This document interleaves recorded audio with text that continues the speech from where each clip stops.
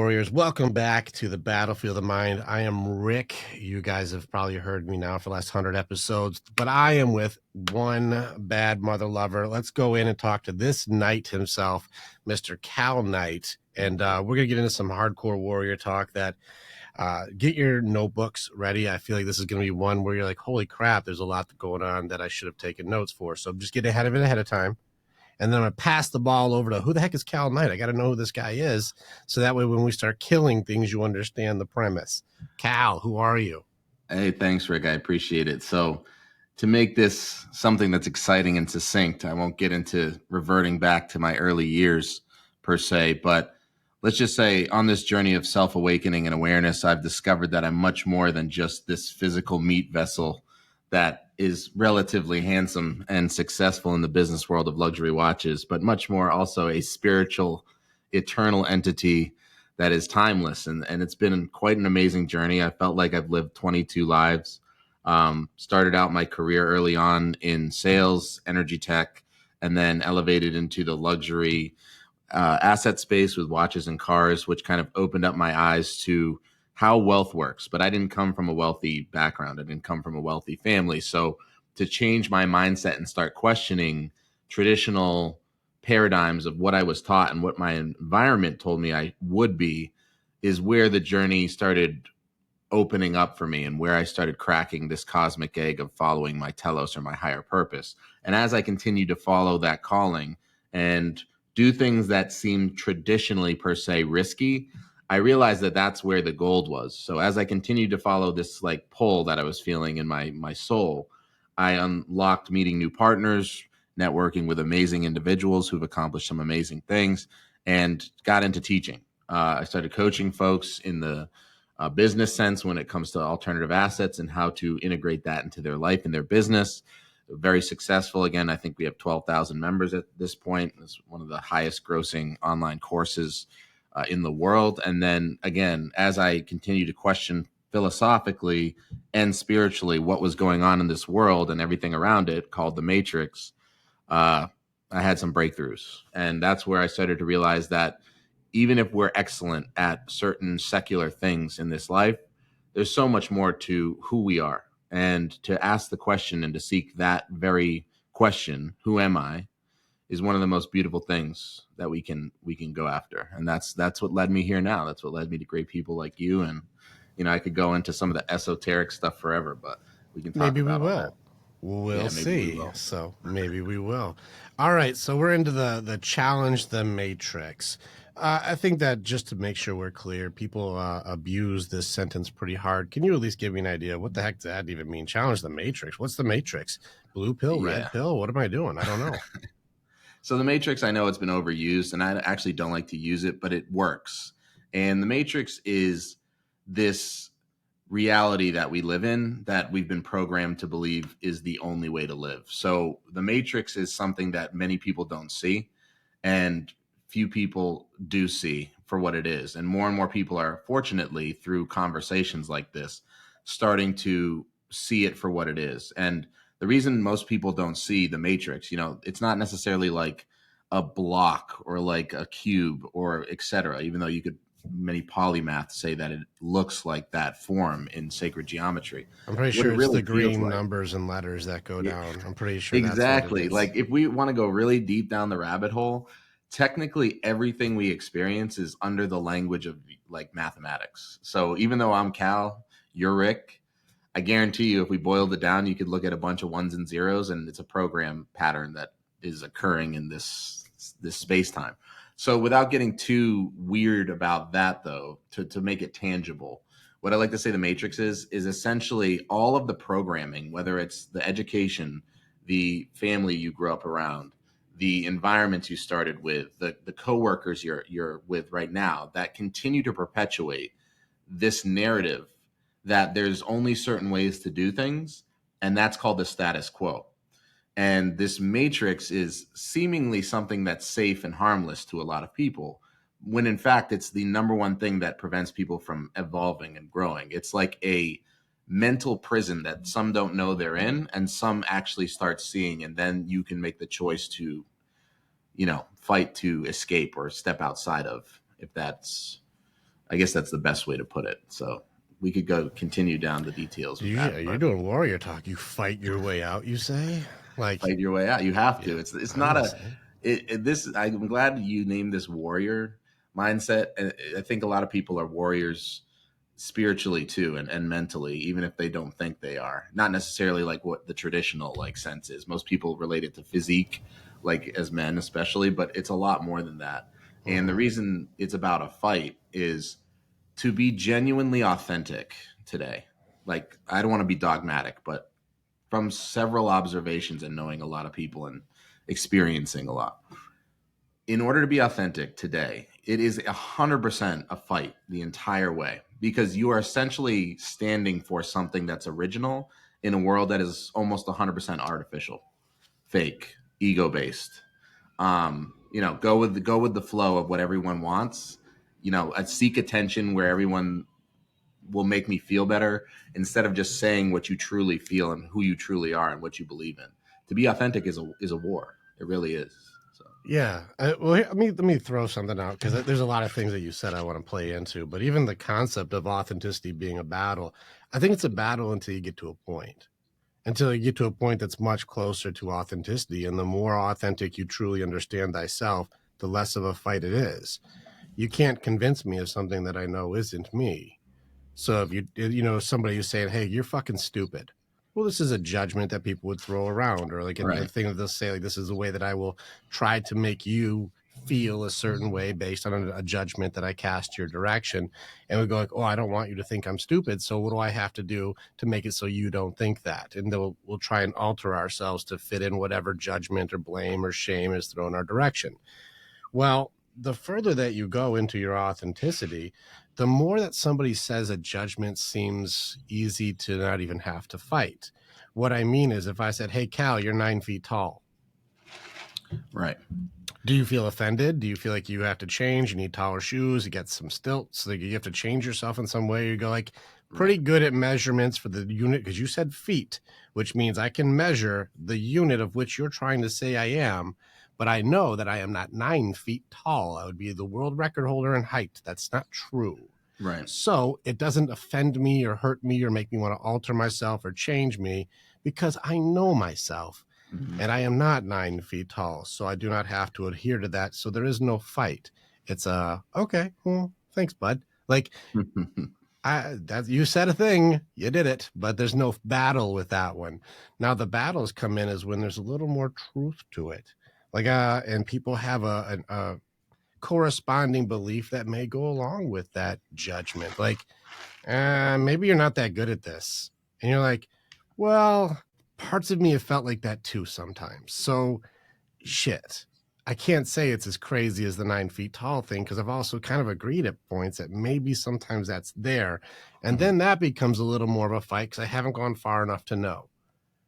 And I think it's the part of the journey that you get to a point where you're like, no, I'm good at this, but no, thanks for your observation. There's a point where it's not a fight anymore. And I don't feel offended, or I don't feel I have to defend myself, especially when I have thousands and thousands of comments that are part of the shit show. And I'm like, okay, cool, dude. Like, I'm not fighting that. I don't, I had somebody make a video to try to go against me yesterday. And I just kind of like, cool. Okay. Like, that's completely all right. That's not a battle for me. That's just they're in their shit and they think that I'm a part of it. That's adorable. Thank you. Yeah. So I'm just going to maybe put out, there's a point where you have to fight to the point of authenticity, but once you get closer to it, you can't really convince me of something that I know is not. Yeah, I like that. And I'll add to that, and then also maybe add in a perspective of it that helps people get to that point, because a lot of the triggers come from emotional based triggers, right? So when you said you can't argue, you could, but it would be silly to argue you're 9 feet tall. Well, it's almost objective, and most people around you will also observe that you're not 9 feet tall, and so the consensus or the collective consciousness goes, he's not 9 feet tall, so you're wrong, so you're crazy. But if you say something that's triggering, like you're never going to be enough because of your father, and you have deep-seated issues with your father, then you are essentially programmed to basically you're reacting to that and saying, well, you may pretend you're okay, and then you start getting in your head and rummaging, and you start going off the rails. And like you said, you want to prove to people that you are what you are or not. So I'm with you on that. It's a war of internal self. It's like finding your true self and being confident and in your solid state of that, truthfully, and being strong about it. But one of the things that's really hard, and it's a courageous journey too, is there are times when being authentic, it's not just about your triggers and your trauma and your healing. It's about, it could be financially detrimental to you to be authentic sometimes. And you have to stand up for that and be prepared to take care of yourself and your family and the people you lead and still remain authentic. So I'll give you an example. You may be in an office or a business venture where the person who's leading it is narcissistic and you don't agree with the way that they're handling things, and it's not correlated to how you like to live life and do business. And you're making a lot of money together, but it goes against your core values. So at some point you have decisions to make, which is, do I continue to placate this and be aligned to this and make a shitload of money? Or do I try to do something else and stay more aligned to my authentic path? And that's just one example, but financially that is detrimental in some senses. It may not be in the long run, meaning the good news is you go out and do your own thing, you have a better life, you end up maybe making a lot more money. But there's other things that are being run in these programs of the Matrix that make it a war beyond just our emotional triggers. It's like sometimes it is almost like you are removing yourself from the pack. You know, in ancient times, if you were separated from the pack, you were essentially left to die because it was food, it was shelter, it was people fighting together as a tribe. Now we have more capacity to live and thrive alone, but it's still that maverick mindset that's like, in order to be my true self, I actually have to be alone and not be aligned to the group or the herd. But it's actually detrimental sometimes because it causes isolation, loneliness, the unique feeling that can kind of be a struggle, you know? So it's like this duality of, okay, this feels great. I'm being my authentic self, but I'm also going to be, it's going to be a tougher journey sometimes. It's going to be lonely sometimes, you know? Like, this is part of the journey for the answer, but still not a solution. So I still don't know what it is. You're not wrong, as there's a period. And with the concept of tribal mentality at the moment, there is a period that people don't talk about where there is loneliness, isolation, you're pariah, you're kicked out, you're exiled. There's a moment. Now, this is where I use terminologies like the eagles and chickens. Like there's a moment where the eagle stops acting like a chicken but doesn't fit in with the other eagles yet. And what people don't understand is when you outgrow your drinking buddies and when you outgrow your party dudes and when you outgrow your poor behaviors that were like, distracting and not working towards anything of yourself. When you go like, you know what, guys, I love what you're doing and it's fun playing Call of Duty for 14 hours a day. I love it.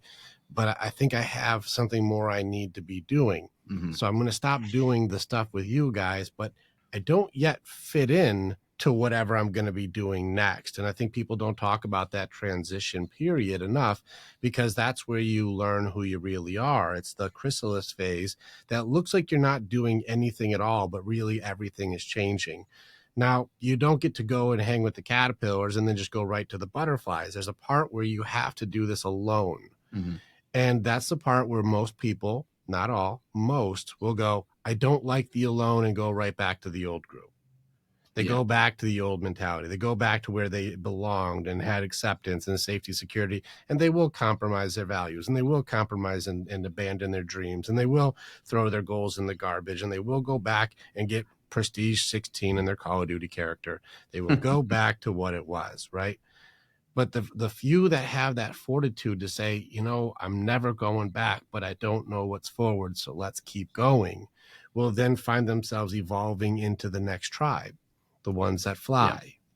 That's beautiful. Hey, I like you that. can fly, and I believe in you too. And you start hanging out, and you start doing stuff where you flutter and fall, and you flutter and fall. And then you start seeing other ones. You're like, dude, what you doing? You're not staying on the ground with the rest of them? You're like, no, man, I think there's more.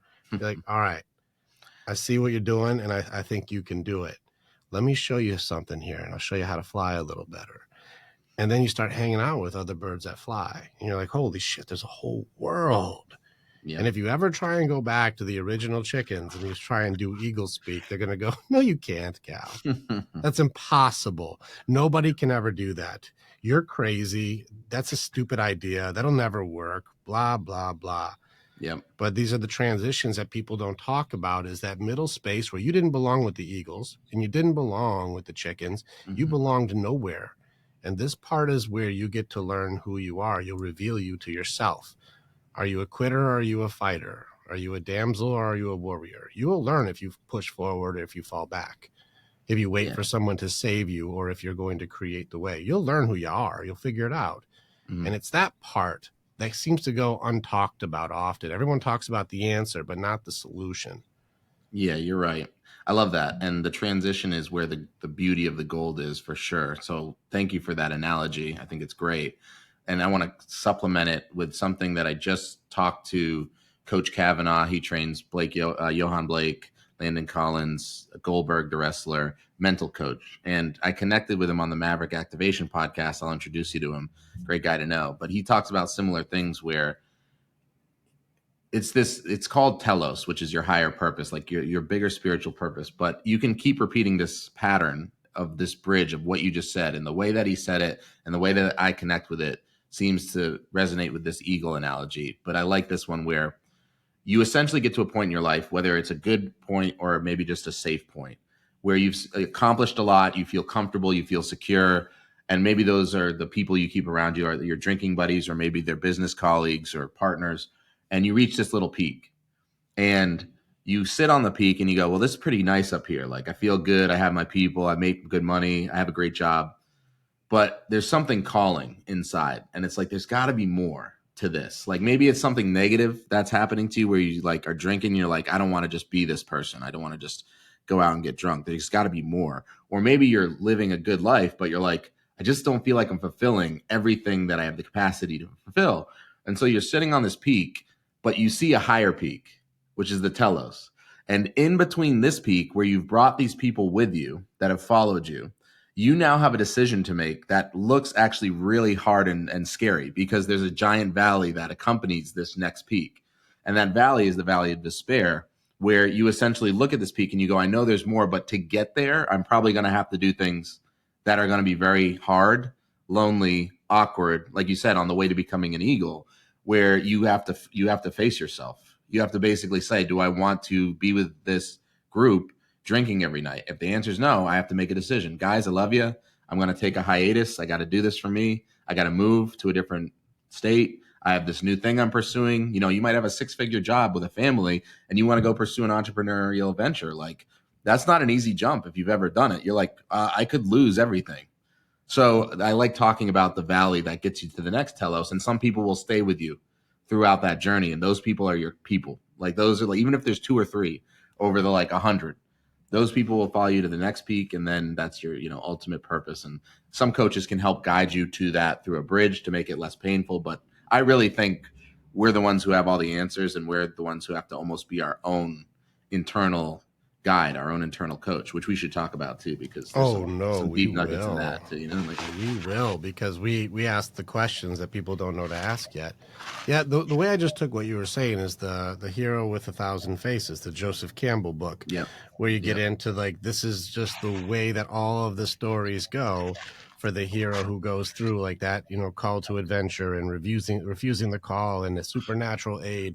And I think what I was hearing from this metamorphosis aspect is where people have gone into the road of trials enough to have some success, and then they run into the woman as temptress phase, which is where the hero is tempted to abandon or stray from his quest. Traditionally, the temptation is a love interest, but it can also manifest itself in other forms like wealth and fame or simple security. Like, hey, I did pretty good. I made it. Hey, did you see that win? I won. And they're like, hey, you did, but you didn't finish, but you did get some W's in there. And they're like, nope, good enough, man. I'm just going to stay right here. And it's very tempting to not go and fight Darth Vader when you've got some wins under your belt. I don't need to go do the big fight. I don't need to figure all that out.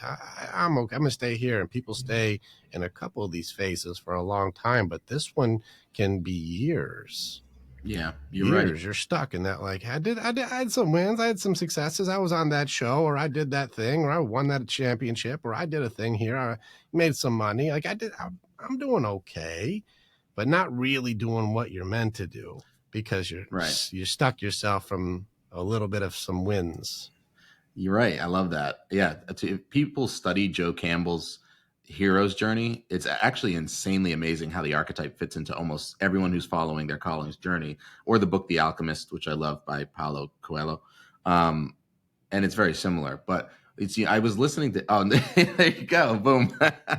Yeah, it's a classic. So, I was listening to Deion Sanders recently, who had the same experience. And what was interesting about the way he said it was, throughout his journey, it was like on paper, he had everything that every human could ever dream of, right? 10 cars in the driveway, 8 women in his bed, multi-million-dollar contracts. But he was at the most depressed he had ever been. He was like doing pills, borderline suicidal. And it's like, mentally, one may think, how can you get to that point when egotistically or achievement-wise, you're achieving everything that you're meant to do? But the truth of the matter is, I think people in their ego always think they're meant to do something until they either have a breakthrough or they connect to something that's a form of suffering for higher intent. And they go, fuck, like there's more here than I could have ever imagined. And I just have to let it out. Or I have to at least try to pursue it, even if I fall, even if I am not this amazing fame success, right? And celebrities have a harder time, I think, than most with this, because they trap themselves in their own ego based on the character they create with their art or their craft. And people think they have it great. And I'm like, I know artists who are authentic, who have a great life. I know artists who are not authentic, who are very successful, who feel like they're trapped, like they can't be themselves because they've created this successful ego shell around who they are. So I just wanted to add to that, because it's fair. Well, it's part of the find thyself. And this is where I think you and I are on the same mission here, where like we help people find thyself. Like, do you ask the right questions to get past your own security? And in this case, even in my own journey, one of the toughest things that I can relate to with Deion Sanders is one of the hardest battles I ever had to do was truly winning. Was truly what? Winning. Oh, winning. When you win. Yeah. What do you learn when you win? Well, when I win, I learn that it feels great, and then I just want more of the winning. I don't necessarily want to. What did you learn? How did you grow from the win? Right. You don't learn as much as when you lose. That's for sure. When you get your ass kicked, you pay attention. But if you won, you're like, who's the man? But if you lost, you're like, what just fucking happened there? Like, I'm paying attention now. I'm learning 3 to 4 times more when I lose than when I win. Yeah. Now, even when I was like, hey, I need more clients. I wish I had more virility out here on the social media platform. And then I blew the fuck up. And I was booked out for 4 months, and I did not have the infrastructure for it. Okay. I couldn't deal with how many clients showed up. I had a bunch of money, but I was losing my damn mind trying to keep up with all of the jobs now I had to do to sustain it. Mm-hmm. And I was like, holy crap. I almost hit burnt out twice because I was overwhelming myself from winning. Mm-hmm. I won. I had it. I got it. Yeah. And I was about to lose my mind. I was going crazy because I couldn't keep up with the victory. And Deion Sanders, same thing. I have all of the wins, but there's this fight inside of me of now, what do I do that I have everything? There's no drive. There's no goal. There's no purpose. There's no reason to do more. And I'm kind of feel like I'm trapped in my own bullshit now, because now what is there to do? I did. Right. And so now I live for what? Right. And the way I love the way you just share that. And the reason is, this will lead into a really good thing that I think we're trying to get to for most people that they need to hear, which is everyone is so fucking dogmatic online now. Like, everyone projects out like they know everything. They're like, do this, 10 tips to fucking blah, blah. I'm like, first of all, try not to be judgmental, but 90% of these fuckers have never done any, like no real business success, no mental change. It's just like toxic attention grabbing shit. 2, I believe we are the only ones who truly know what we know and can find that. But we get there through the questioning. And the way you just said that was like, well, now what's left? Now who am I? Now what do I pursue? Seeking those questions and then following your own internal guide is what opens it. We can't just be like, here, this is what you're supposed to do. You know what I mean? Like, people want that. They want to be handed on a silver platter. This is your path. And it's like, okay, great. That sounds easy, but you are the only one who knows what you're meant to do. And if you don't ask the questions, how are you going to get the answers? You know what I mean? They don't. And even still, there's so many traps in this question game. There's so many traps, especially in the answer game. Yeah, I do agree with you. I've gone to the psychology conventions. I've gone to coaching events. I've gone to all these things. And I would be rounding up if I said it was even 10% truly have the gift for this job. Most just want to share an opinion or have attention. Most want to just be the guy or be the girl and just share like, hey, here's what I want to share my opinion is. So it's a really difficult game to find the authentic ones who have really done it. And I've talked to warriors who are so fucking deeply connected into what they're like, they've gotten to the point that like, that's a real one. And they don't advertise the same way. Oh yeah. The Eagles don't have to do the flashy marketing. They don't do that. They're like, I charge high dollar because I'm really good at what I do, but I know what I can handle. And it takes an exhausting toll on me to do this expertise. Right. Like I don't put it out there that way. I don't need to. So it's no different than when I trained MMA and I was out in Couture's gym, and you train with people like Martin Kampman and people are top 5 in the world.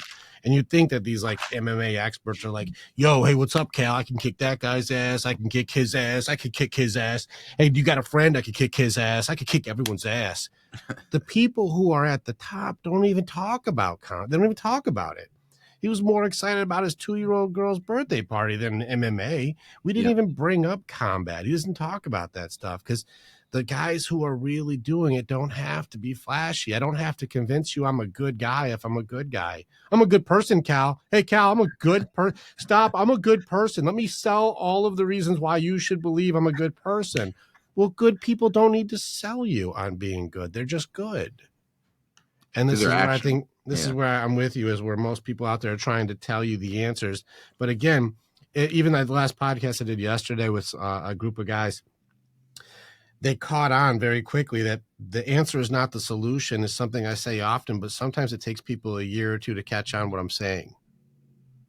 I'm like, the answer is it's not the solution. There's so many aspects of like, let me give you the 10 steps of the answers. Here's you. Here's the other side of the river. There's a river between here. You want to be on the other side. And that's where happiness is. Go get it, everybody. And you're like, yeah, other side of the river. That's awesome. I know what I'm supposed to do. How the fuck do I get across this river? I don't know. Do I get a boat? Do I build a boat? Do I need a raft? Do I get a bridge? There's a current. I don't know what the fuck I'm doing here. I don't know how to build a bridge. I don't have anybody who knows what they're doing here. Nobody else has gotten the other side that I know. Everyone says it can't be done. How the fuck do I get over there? Yeah. I know the answer. The other one I do is this. And this is one I've been using for a few years now. What's that? Nice little Rubiks Cube there. Rubiks Cube. It's a solved Rubiks Cube. I know what a solved Rubiks Cube is. All the colors are out the same on each side. Yep. And people will even have like, bro, I got greens. Greens are good. I got the greens. Money is easy. Money is abundant. Money is everywhere. You can follow your dreams for money. And the rest of their fucking cube looks like this. It's all fucked up. They don't have shit. They just got one side of the cube done. Yeah. And they're like I turn the back side all the time. I can't turn the green side though, because it'll fuck up my greens. So I got to just do this side over here. I'm an expert though. Their relationships are failing. Their life is falling apart. They have no close friends. They trust no one. They hate themselves. They live in an imposter syndrome, and they wake up having to dread putting on the persona of the money-making character, so that way they can be the big money Mike, instead of being authentic to themselves. And you're right, where people are saying, I know the answer, dude. I know the answer. 10 steps to a solved Rubik's Cube. 1, do the greens. 2, do the oranges. 3, do the whites. And you're like, that's not how you solve a fucking cube, bro. Like the people who know are like, right, that's not how you do that. Exactly. You got to fuck your greens up to get the you whites can see done. through it a mile away. You're like, okay, no. I know exactly that's a really good analogy too. And when you're talking about the river, I think people sell the solution because of 2 reasons. 1, it's sexier. And 2, people are really desperate. Like, I don't want them to be, but people are like, have turned into sheep. Like, they're like, just tell me what to do. And it's like, stop succumbing to some of these fucking demigods and just wake the fuck up and do what you need to do to save yourself, because no one's going to save you. So I'd rather teach children or the youth or the future how to think than what the answer is. Meaning, instead of giving them the answer, like 1 + 1 = 2, how to critically think about something so that they can come up with the solution 5 different ways and say, does that make sense? Should I be doing this? How can I pursue this? Because that's what we're not showing people, is like how to critically question shit that you're doing every single day that is probably killing you or fucking up your entire life, but you aren't consciously aware of it. So just simply by moving through life subconsciously, your entire life is just predicating the pattern you're on like a track. Of And the until you wake the pre-programming fuck from up the out of it, beliefs of the past. Yeah. you're like, where's the answers? And then some guru tells you an answer that fucking looks sexy, and then you try it for a week. Why isn't it working? Okay, first of all, because you're different than those fuckers. 2, you only tried it for a week. 3, that guy only has the greens on his Rubik's Cube, and you're trying to get all of them together. You know what I mean? Like, so I'm with you, man. It's just, and that's why it's good that you're putting this out, and the real ones are starting to aggregate more and more. I think like we're kind of the Maverick activation, the initiative term is like a spark. Like we're just trying to spark them to start thinking and wake up and get into fighting mode to be themselves. Because if they do, it's like a chain reaction. But it's not do ready something for cool, everyone. Cal. Like, Cal, let's do something cool. I want to do something that most people don't expect on a podcast, and I want to do something badass. Let's kill something. Let's show people the steps to kill something. There are things that you have defeated, and you understand the stages that it takes to defeat it. Right. Now, if you could take something right now that you know people are working through, could be fear, it could be anxiety, it could be depression, it could be anger, whatever it is. Pick anything that you know that gets in the way of people's shit that you're like, this is how you beat it. That's the answer. But this is the actual solution. You put one down, I'll put one down, and we'll make this a $10,000 episode. I love it. I love it. I love it. So what would you defeat? If you're like, this is what, if I can just leave people with this fucking solution, now practice starting today. You now have each step. What would be the one that you would like? This is the one, everybody, I'm going to hit you with today. I love it, man. Good shit. I'm going to say ego, and I'll explain. So I feel like ego is misunderstood. Ego, when it is mastered, is a tool, meaning it's something that you do actually integrate and use to elevate your message and get what you want. But it becomes an entire prison and block if you don't see it or if you don't know consciously that it's there. And I'll use an analogy of a journey of someone who I think represented that most people know, to help them understand how to dissolve the ego and then become no one. And Ram Dass would say, become no one, which I love. And I actually had a full-blown ego death where my body dissolved in a mirror and I couldn't even see myself, which was insane. I like this whole fucking thing I'll share with you. But how many mushrooms were you on? How much zero mushrooms, zero drugs. How much masculine was happening at the moment? Some crazy shit, but zero drugs. So Kanye West is one of my favorite examples of this ego death and how to leverage ego. So Kanye West came from mid-class, single mother in Chicago, and basically was told no thousands of times when he was becoming an artist and a rapper, and was put down and was told, you can't do this. You're not good enough. Not only by people who are under him and the environment of those chickens, but eagles, meaning like producers and people who knew what they were looking at and basically said, you're not going to make it in the rap game. You're not an artist. And had to leverage the tool of ego to continue to pursue something that he believed in, that he thought he was gifted at, to share with the world. And as time went on, he continued to follow himself instead of other people's opinions authentically, and became one of the most successful, influential hip hop artists of our time. So as that escalated, you were like, where's this creation coming from? He's so artistic. He thinks so different. And people loved it. They loved 2004, 6 Kanye, like the best guy on planet Earth. And then when he started getting too high up in the atmosphere, the ego started taking over, right? Because it was a tool that was leveraged to get to where he was. But when he got there, he started discounting people who cared about him and what they were saying. So he had close people saying, you're going too close to the sun, Icarus. You're getting too hot. It looks like you're being narcissistic. You're coming off saying you've killed God or whatever. Like, I'm Jesus Christ, cool, whatever. But at the same time, it's like, you can kind of sit there and go, well, are you? Maybe, maybe not.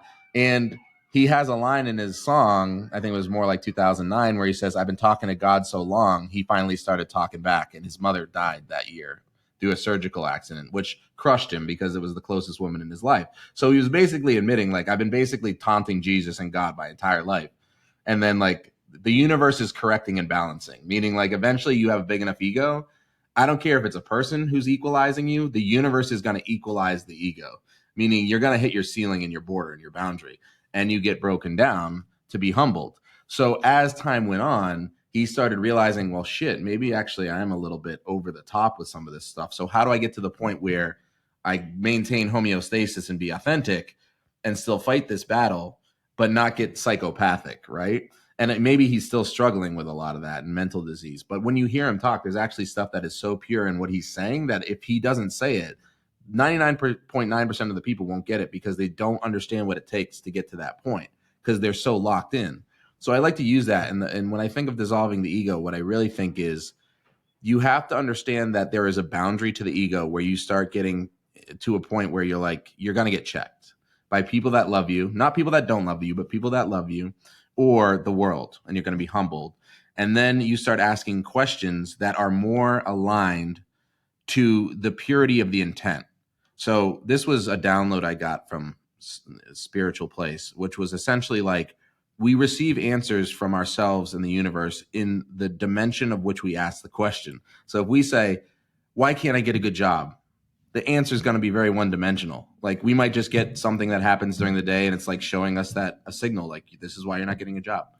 But if we say something like, why do I feel so much pain when I try to pursue something I love? You see where that's coming from? That's coming from your heart. That's not coming from ego. That's not coming from judgment. That's not coming from a predication of your mind trying to be someone it's not. That's coming from a place where you feel it in your soul and your heart is raw. And when you ask those questions, you start realizing you can be vulnerable and be honest. And it hurts. Sometimes, guys will start breaking down, they'll start crying. But like the truth is, that's where you get the answers you're seeking, So I think in order to dissolve the ego, it's not that you don't use it, but you need to get out of your head and stop pretending you're someone around these people that don't even fucking care about you. And just look in the mirror and get messy with it. Like, do I really not like myself? Do I really need attention? Like, ask the questions that you are so afraid of that you don't want the answer to.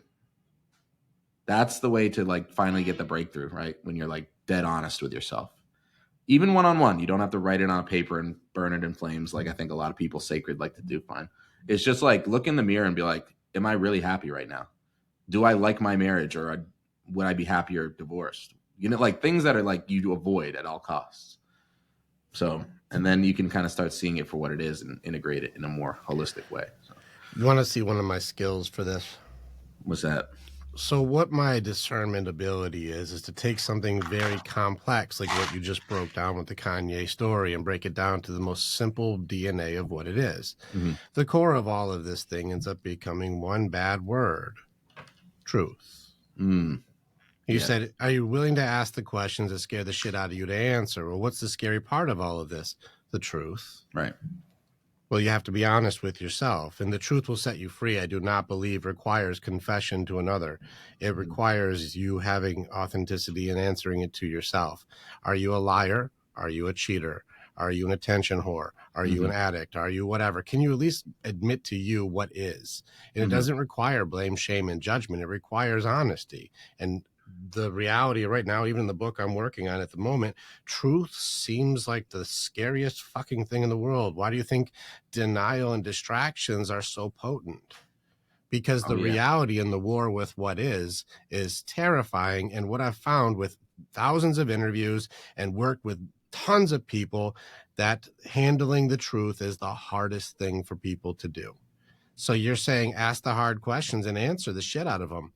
And they're like, oh, that's something I don't want to do. Well, what happens if you do it? You find the truth. Well, what's the truth? Then I'll see who I really am. And all of the masks that I wear and the personas that I project and the badassery that I try and show everybody and the success mask I wear and the stoic mask I wear and the athlete mask I wear and all the cool guy masks I wear. Yep. Well, you'll see through the bullshit and realize I only have one side of my cube done. So fuck the truth. Fuck all of you. And if you even try and challenge it, you're an asshole, because I'm going to hit you with blame, shame, and judgment, because I don't want to be exposed for the reality of what I am.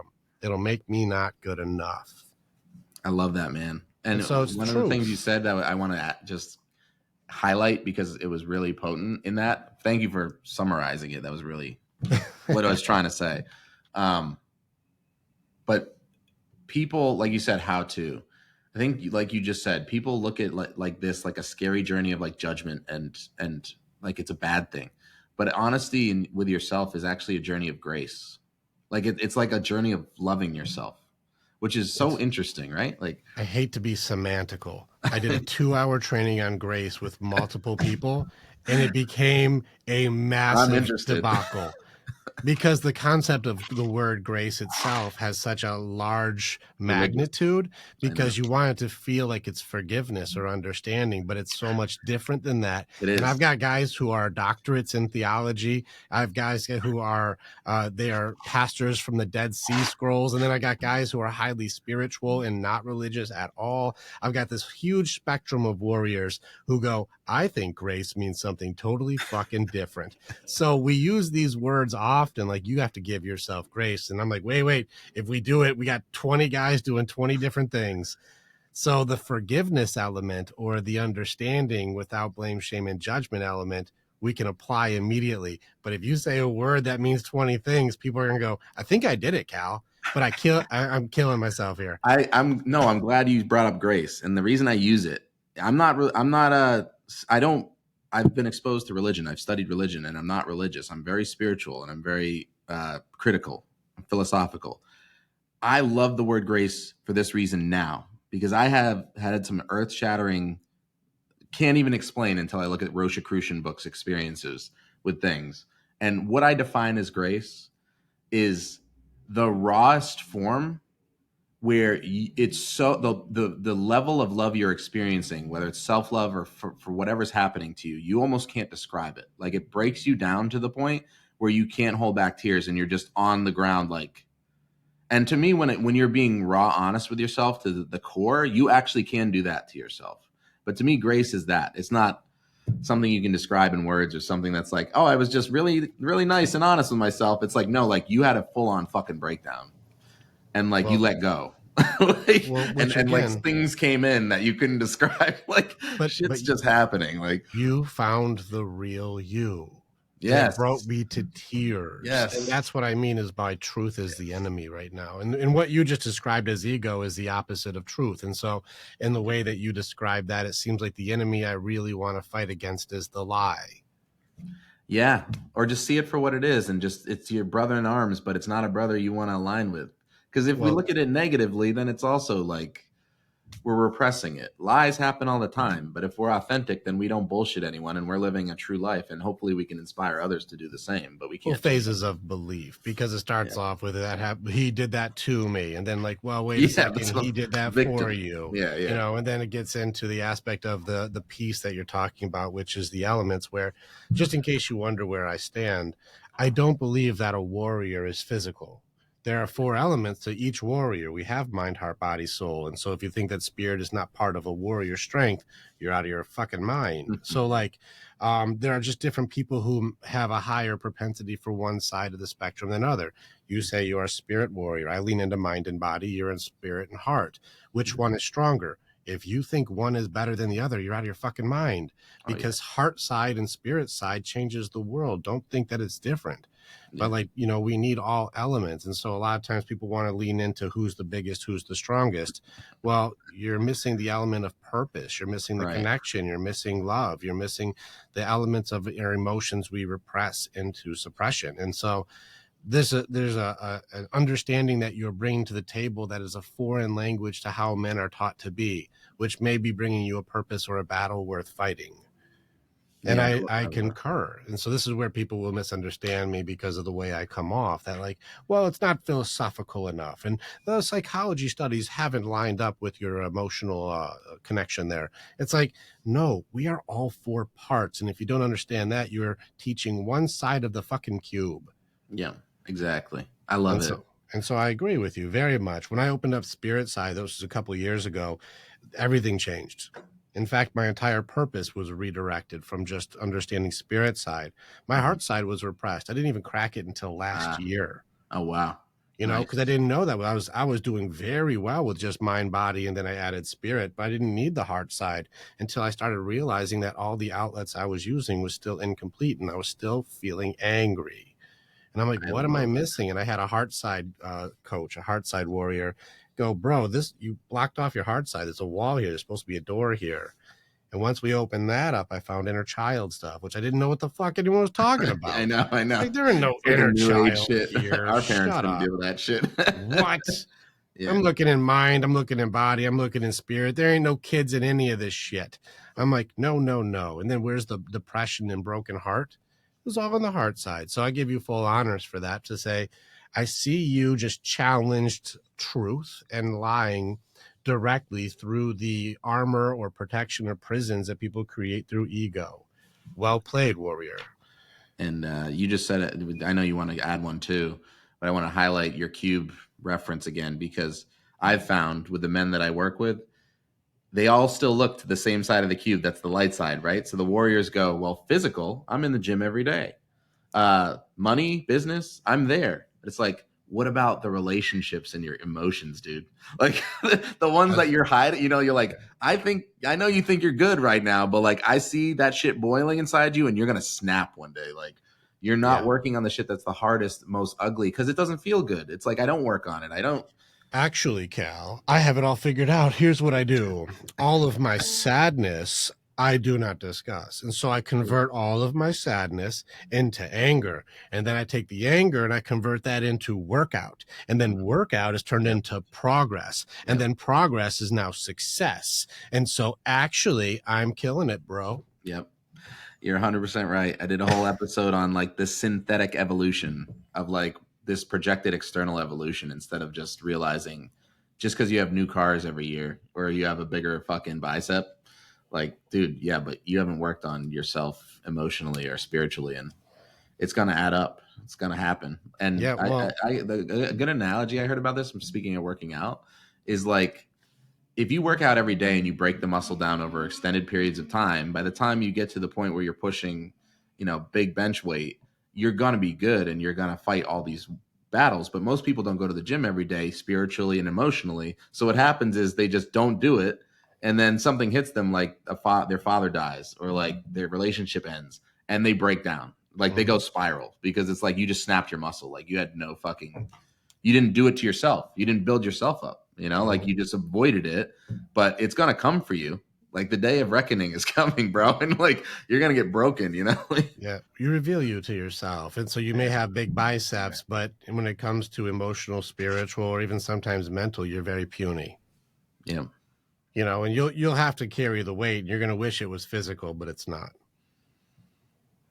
Yeah, it's hard, but Well, I mean, if you don't train, it is. That's for sure. yeah, or have good people like you. Like you said, when you start becoming an eagle or you honor that alone, your electromagnetic pulse starts attracting other people of the same nature, and that's what's wonderful, because we can have these conversations and support each other, versus you don't get this level of support from certain people in your life. Like, I want you to fly as high as you can. I don't have any. We're not. No matter how we speak, you are in no aspect competition, because the strongest warrior is all of us together. Yeah, I like that. If you're spirit side and I'm mind body, and your heart and spirit, like together we make the full yin yang there. So fuck with both of us. I bet you can handle anything.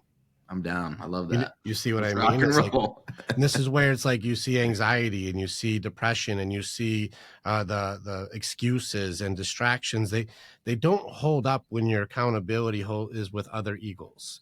Because I'm going, hey, Cal, I'm going flying today, bro. You should come with. And you're like, I was going to not. How can I pass it up? All right, I'm coming. And then like you did a thing you weren't going to do, which made you hit a height you weren't going to hit, because together we're better. Right. And so that's what eagles and alphas do, is they lift each other up. And people have a very wrong misinterpretation of, I'm a sigma because I don't give a fuck about nobody. No, you're an asshole. That's not a sigma. You're missing it. You're messing it up, bud. ASS. Yeah, you're assa. That's what you are. Assa. It's a Greek letter. We just made it up for you. But no, I really appreciate where you went with that, and it's cool to team up on those things. I'm going to go back in with your own story. I'm going to kill one of the things inside the story. One of the Right. things that knocks people's motivation, kills their dreams, and destroys their self-esteem, and can lead into a form of shame and depression. And it's one of the ones that had me beat down for 20 years until I cracked his code. And now we have coffee together every morning, and he's one of the funniest motherfuckers I know. And that's doubt. Mm. Self-doubt and doubt. Doubt shows up in the funniest of ways, and I Mm. have a way that you beat doubt immediately. The warriors that I train to face doubt, they're like, I'm like, how you doing on doubt anymore? And it's like, no, he doesn't get me anymore. I know how he works. So he doesn't destroy me anymore. Kanye, he wants to be a rapper. Well, you can't do this. You're not good enough. You're never gonna make it. Mm-hmm. Well, that's doubt. Mm-hmm. And people don't recognize, because sometimes it comes from people you love the most. Stay between the lines, Cal. No one's ever done it like that. That's probably not going to work. That's a lot of risk. Are you sure that's a good idea? Right. And so people will start giving you cadences, or give you, which we'll get to in a second, the rhetorical questions. And let's just challenge doubt directly. The definition of doubt, to know what it is that doubt offers nothing but takes from you everything. That's how you can tell what it is. So what do you do with that? What does that even mean? That's an answer, but it's not a solution. Well, let's work on the solution, and we have to challenge to see if it actually holds weight here. So if I were to say, hey, Cal, you want to help as many people with, the Maverick Aviation, you want to do, I have a goal, a dream, a vision. And people go, that's a stupid idea, dude. That's not going to work. What is my offer? Nothing of a solution. So. I didn't give you a better way to do it. I'm not giving you any type of assistance to make it work. I'm not investing into your idea. I didn't give you alternative paths to take. I just said, that's not going to work. Right. Well, there is no offer. Well, now you have to weigh out the offer. Okay. Well, if I go with my Maverick idea, this means I can fulfill my potential, my purpose. I can help a ton of people. I can create financial freedom, stability, safety, security for my people I love. I can live a day where I wake up every day. I'm like, I fucking love doing what I'm doing. I can have a life that's worth fucking being proud of. I got all this potential on this side. Or that's not going to work, which is a guaranteed absolute nothing. Now the choice is in front of you. You have to choose which contract to sign. Am I going to go with potential and all of these things, or am I going to guarantee nothing? Well, which one do you choose, Cal? Oh, I choose the place of going for what I want over the doubt Potential. every time. So I'm going to go with my potential on this one, because I can see there's no offer here. And if I accept that, that means I have to abandon everything that I have that would be worth living for. So you offer nothing, and it takes everything. So we have to decline the offer for nothing. So thank you for your offer, but I'm going to pass that offer. I'm going to go with potential. Right. You're never going to make it, or you're not good enough, or that's a stupid idea. Each one of these, what is the offer? Nothing. The There is guarantee no of offer. nothing. You just don't do what you were going to do. When you start catching what this thing is, you can now raise your awareness to the offers that people are offering you. It's dumb, or that's never going to work, or that 1% of entrepreneurs are all that ever make it. We can give statistics and bullshit to go like, do you really believe that's a good idea? Which starts getting into rhetoricals, by the way. Right. Doubt works in a way where they offer you nothing. And if you don't ever challenge, what are you offering me on this? What are you offering me? Then you'll fall for nothing. Right. And you choose that. And you watch people abandon their motivations, their dreams, their ideas, their visions, their patents, their anything for nothing. There is no offer, and you accepted. Where did you come to that conclusion? Did you have an aha moment in your journey of 20 years where you had to basically I broke him about 5 years ago. I figured his shit out. Ever since then, we laugh at each other. I had coffee with him this morning, and I keep going like, you could probably do a better job of better offer, man. You got to watch out, though, because sometimes they team up. And, if bargaining gets involved, then they start going, you're not good enough, Cal, but you could be if you had this exercise equipment, or this shirt, or this cologne, or this hairdo, or these designer, whatever, or this car. You're not good enough, but you could be if. And then we start getting into bargaining, getting involved with doubt, or they team up. Fear, you add fear in with doubt, you create insecurity. So they team up. That's you so know? true. And Fear so is their redheaded step cousin hanging out with them. That's oh always man, no, fear is a bad motherfucker. Fear ruins people. So if you understand how he works, you can beat anxiety pretty easily. In fact, I've helped a lot of people no longer require medication because they're trained, not because they train symptoms, but they train the core. And if you defeat that fear, if you know how it works, he's beatable. So that's a different training. But I'm going to stick with doubt for a second, because let's go into the rhetoricals and give people another weapon in their box here. Let's go ahead and sheath another one. Well, what's the fucking point of doing all of this anyways, huh? What's the point? Everything just failed. What's the point of this? This is stupid. You really think that's going to work? You really think that's a good idea, Cal? You really think so? These are rhetoricals that, if left unanswered, sound like doubt. Sound like I should quit. What's the point? What's the fucking point? She doesn't give a shit. What's the point of me even talking to her? right. That's actually a great question. What is the point? What's the reason you're talking to her? Right. What's the point of me even doing this stupid business? No, that's a good question. What are you doing this business for? What's the point? Right. What are you trying to do? What's the reason you're doing it? It's a good question.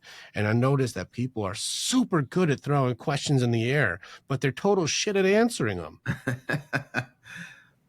Yeah, man. You're right.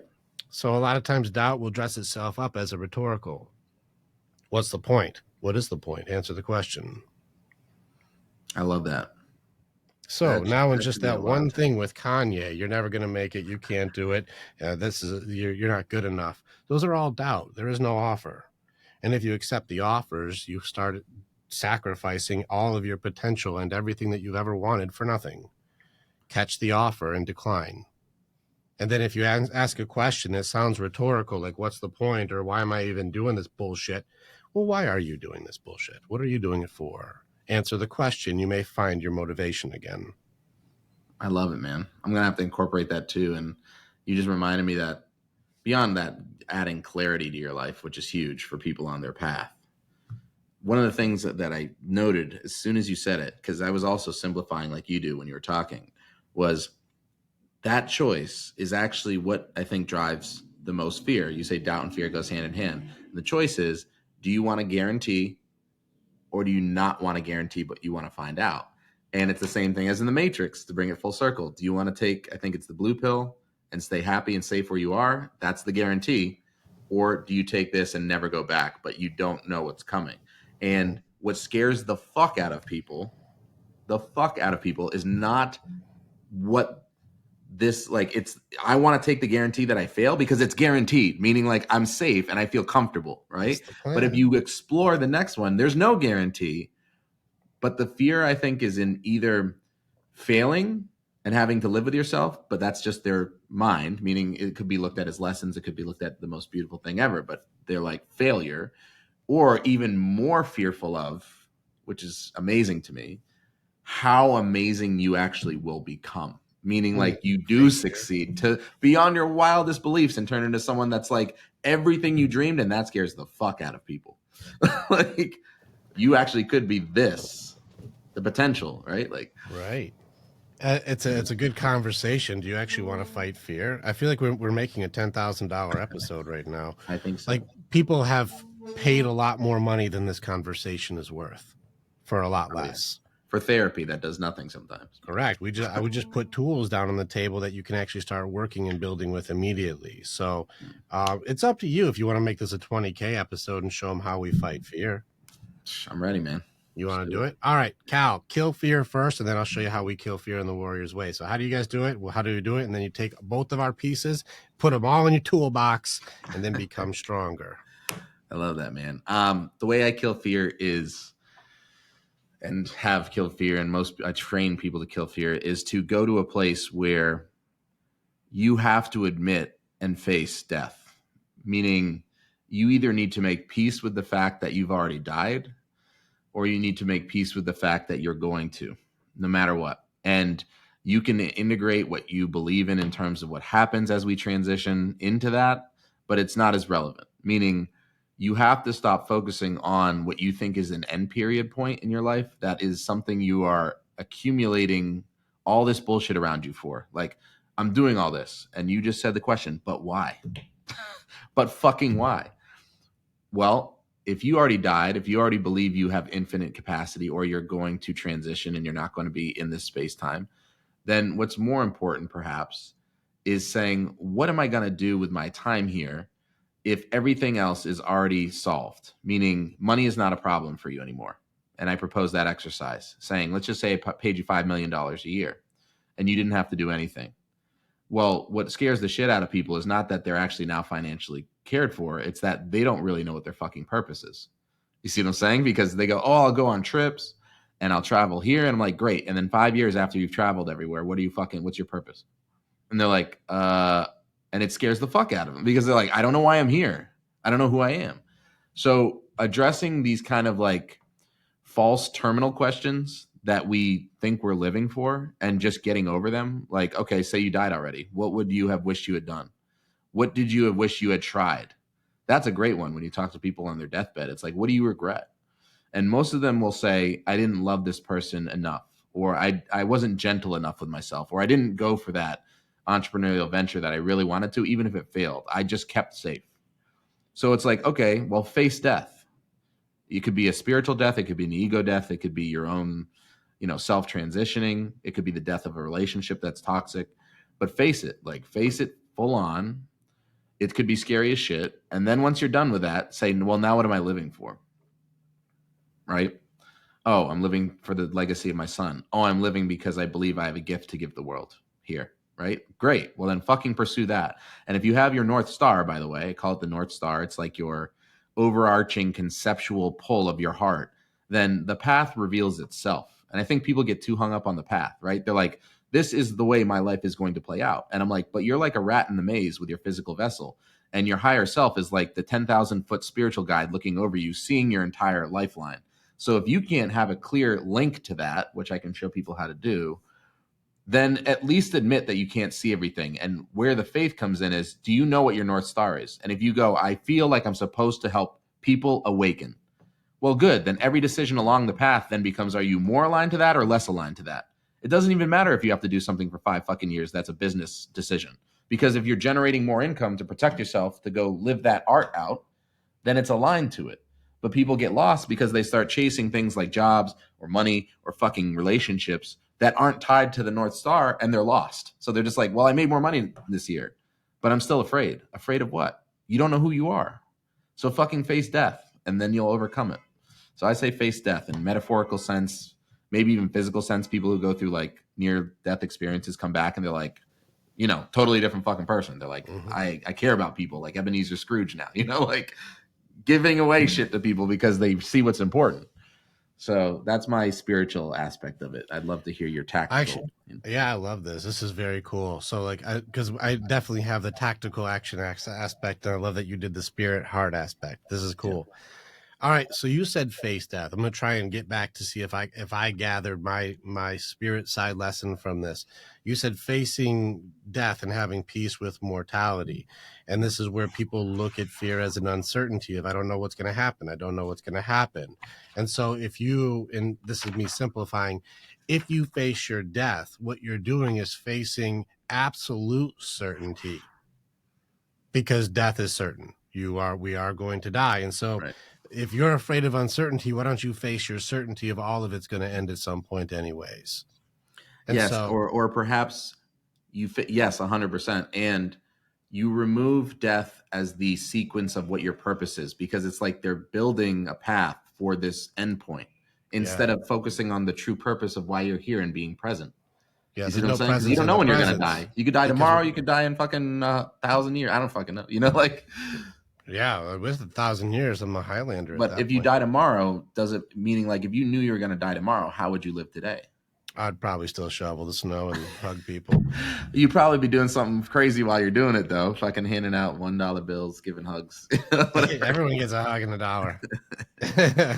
That's a great slogan. It's actually a pretty cool shirt. All right, so All right, so I'm facing my certainty of mortality and I'm going to die. And being able to face my death makes it so if I can face death, how can I not face these other things, the small things like a difficult conversation or taking a risk on something or answering a question that makes me find myself. If I'm able to look death in the eyes and say, I'm ready for you, motherfucker, how am I going to be afraid of answering questions that are hard? Like, it seems like it makes all of the other challenges that we have a lot easier to do because I faced a tough one. Am I on the right path so far? 100%. All right, good. So then I can start asking myself if I have all these other things solved. If I were to say the thing that I think I'm living for before I die is money, well, what if you have your money? Then what do you do with your money? Then I travel. What if you traveled? And if you traveled, you're like, I've been everywhere. So then what do? I don't know, which means you aren't living purpose. You're living for things. So you had things and you did things. Good. So now what are you here for? There's a thing before the Grim Reaper shows up that you're supposed to be doing. Ask the right questions. And if you've already faced death, then these are easier answers. 100%. You know, if you can't find it, start with what didn't work. On your deathbed, what do you wish you could have done differently? I had regrets, or I wish I would have taken more risk, or I wish I would have been more vulnerable, and I wish I would have opened up more. Well, take your wishes and turn those into present actions.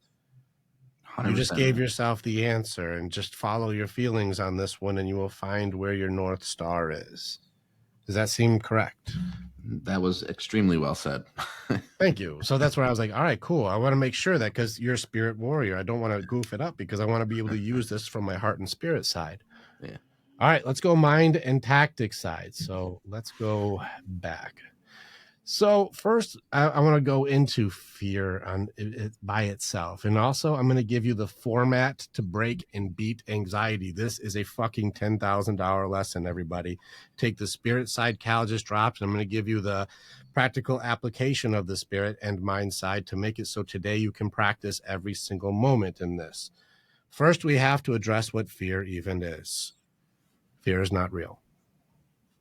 It's possibility. It's a potential that could happen. Well, what if they say this? And what if they get mad? And what if I were to lose my job? And what if they were to do this? And what if that happens? And if that goes wrong, then what will I do? And what if they say this? Then I'll say this. And we get into all of these amazing futures, all of these, maybe that could happen. And what if I lose my arm? And what if the car crashes? And what if the plane blows up? And what if?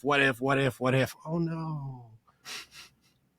How many of these things truly end up happening? Well, it's very, very rare that all of the what ifs that you just created end up becoming the reality. These are all potential futures that most likely never, ever, ever happen. And yet you have to understand, if you have this propensity for anxiety, what you're doing is taking something that is not real, a possible future, a potential outcome, and we're applying our emotions in it. We're able to take our heart and soul and put it into an imaginary possibility and still feel all of the feelings of the breakup, still feel all the feelings of the job loss, still feel all the feelings of my mother dying who's still alive.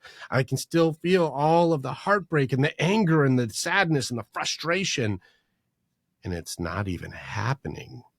People will say that you have a disorder. There's something fucked up with you. You're bent, you're broken, you're goofed up because you have anxiety. You have a symptom inside of you that requires medication. And I challenge it directly. I say, I don't think that you're broken. I think you're brilliant. What do I mean by this? If you can look into the fucking future, isn't that a superpower? Hell yeah. You're looking into the future. Holy crap. How many futures? Tons of them. I have opened 75 tabs of potential futures, and I put my emotions and thoughts and feelings into each one. I'm like, holy shit, you went into how many futures?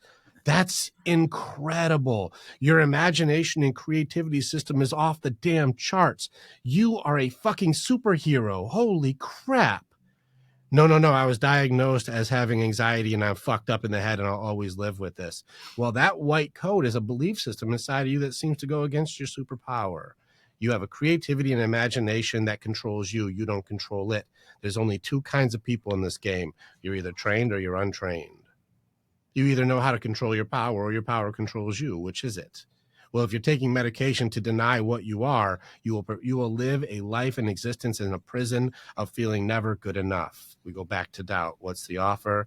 You're never going to be what you're meant to be. So let's go back into fear. It's not real. So what we have to do is I'm going to agree with the spirit side on this one.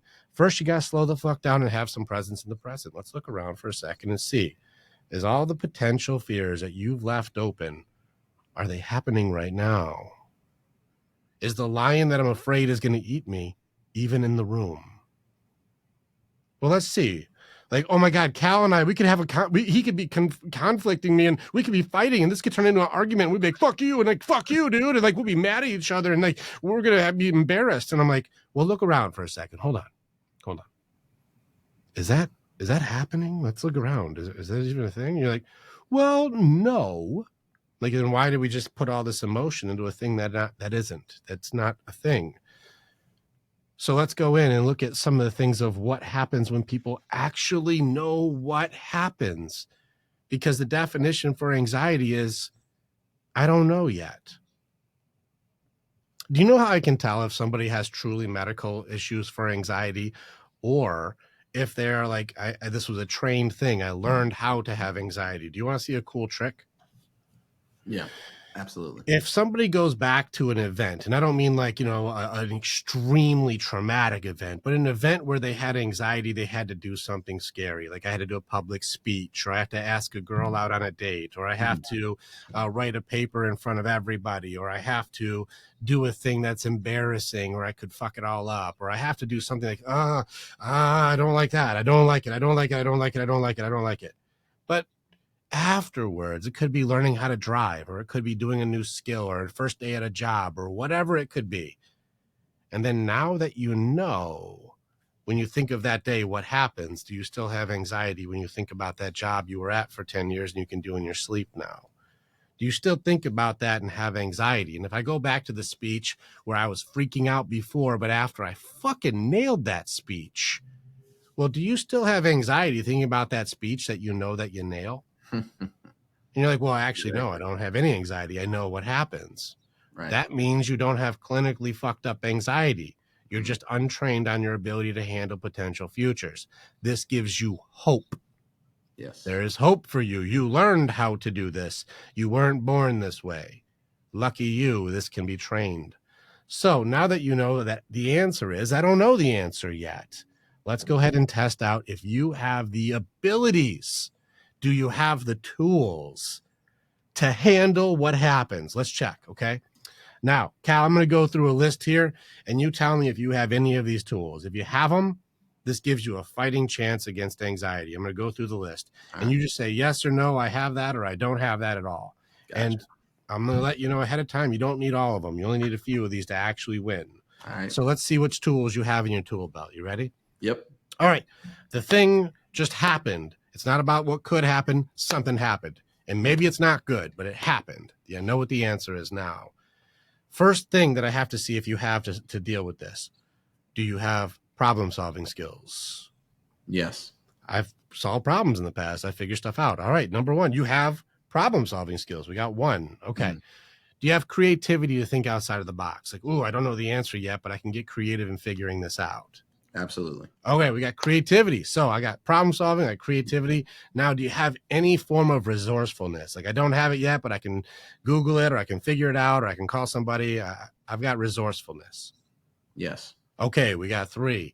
Now, support system. Do you have any people in your life who care enough about you to either bounce off advice or sort out a thing or have your back? Do you have a support system at all? Yeah, a small one, but yeah. Even still, you have a support system. So I got people I can rely on. All right. Healthy outlets, mind, body, spirit, and heart. I have outlets that I can do. It could be meditating. It could be working out. It can be writing. It can be crying. I don't care. Do you have outlets to make it so that the cup is full? I can lower it down so I can handle more information. Yes. We're good. All right, we got healthy outlets. Now, do you have faith that you are not the center of all that exists? There is more to this. And as a spirit warrior, I know the answer already. But well, we talked about ego, so I am the center now. I am my name is Cal, the Omega. Yes. There's more to this than just you. There, you have faith that there is more than just you. There's more that will be there for you. Yes. Higher power of whatever you choose. Okay. Now, let's go off into a couple pieces. One of these is a math question. So let's see how good your math is. First, let's get into an assessment of skill. You've been through some tough shit. Fair or not fair? Fair. All right. Now, through all the tough things when you were much younger and you had less experience, less knowledge, and less understanding, do you have more knowledge, understanding now in the things that you have to face than when you were much younger going through the hardest things you ever had to do? Yes. Yeah. So we got more tools now. We're more prepared for whatever could happen. Mm-hmm. Now let's do a math assessment to see your proficiency, okay? What is the percentage so far of your survival rate? 100%. You ain't never died, brother. You still fighting. Unless I'm dying every night and being reborn every morning. even still, you keep fighting back. You ain't never been taken. You're still in the game. Yeah, no matter 100%. How 100%. traumatic, no matter how vicious, no matter how mean, no matter how much abandonment, cruelty, brokenhearted, emptied out, destroyed, used, abused, no matter what it is, you're still fucking fighting. You are hard to kill. Yep.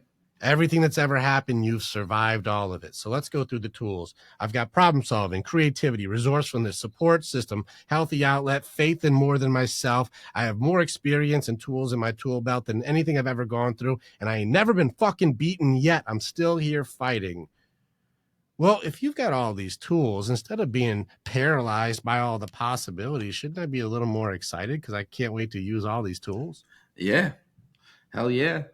And be like, I can't wait to gave see me a confidence boost again. You know what I mean? Yeah. It's like you forget all the fucking tools you have. You're like, why am I afraid of anything?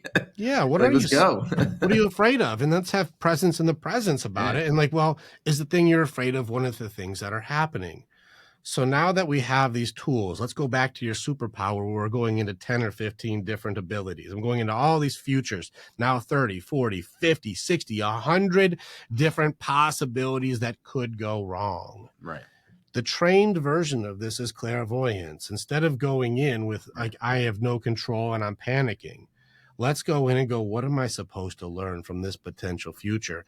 Take these tools in with you and see what you would do if that did happen. And then you will inevitably hit a point where the variable of future stops. And what I mean by that is, I don't know if there's going to be a new character involved or what sentences will be said or if somebody's going to do a thing that I don't know yet. So at some point, it's the fucking future. So close the tab. Like, all right, that's as far as I can go to learn what I would do in that. Close that tab. All right, let's go into this one. If she says this and then I say this and then I would do this, I would probably call my boys and go, what am I seeing here? And they'll give me good advice. So I'd lean on my boys if that ever happens. All right, close that tab. All right, what's going on this one? Now I can go into the future and learn lifetimes of information and then close the tab and be ready for anything. Now, there's only a couple of them that would be like, this would be a total shit show. There's only a few that actually would be like, futures. I got to be ready for these ones. These are likely, impossible, high probability, so I could be prepared. But I got all these tools to be prepared.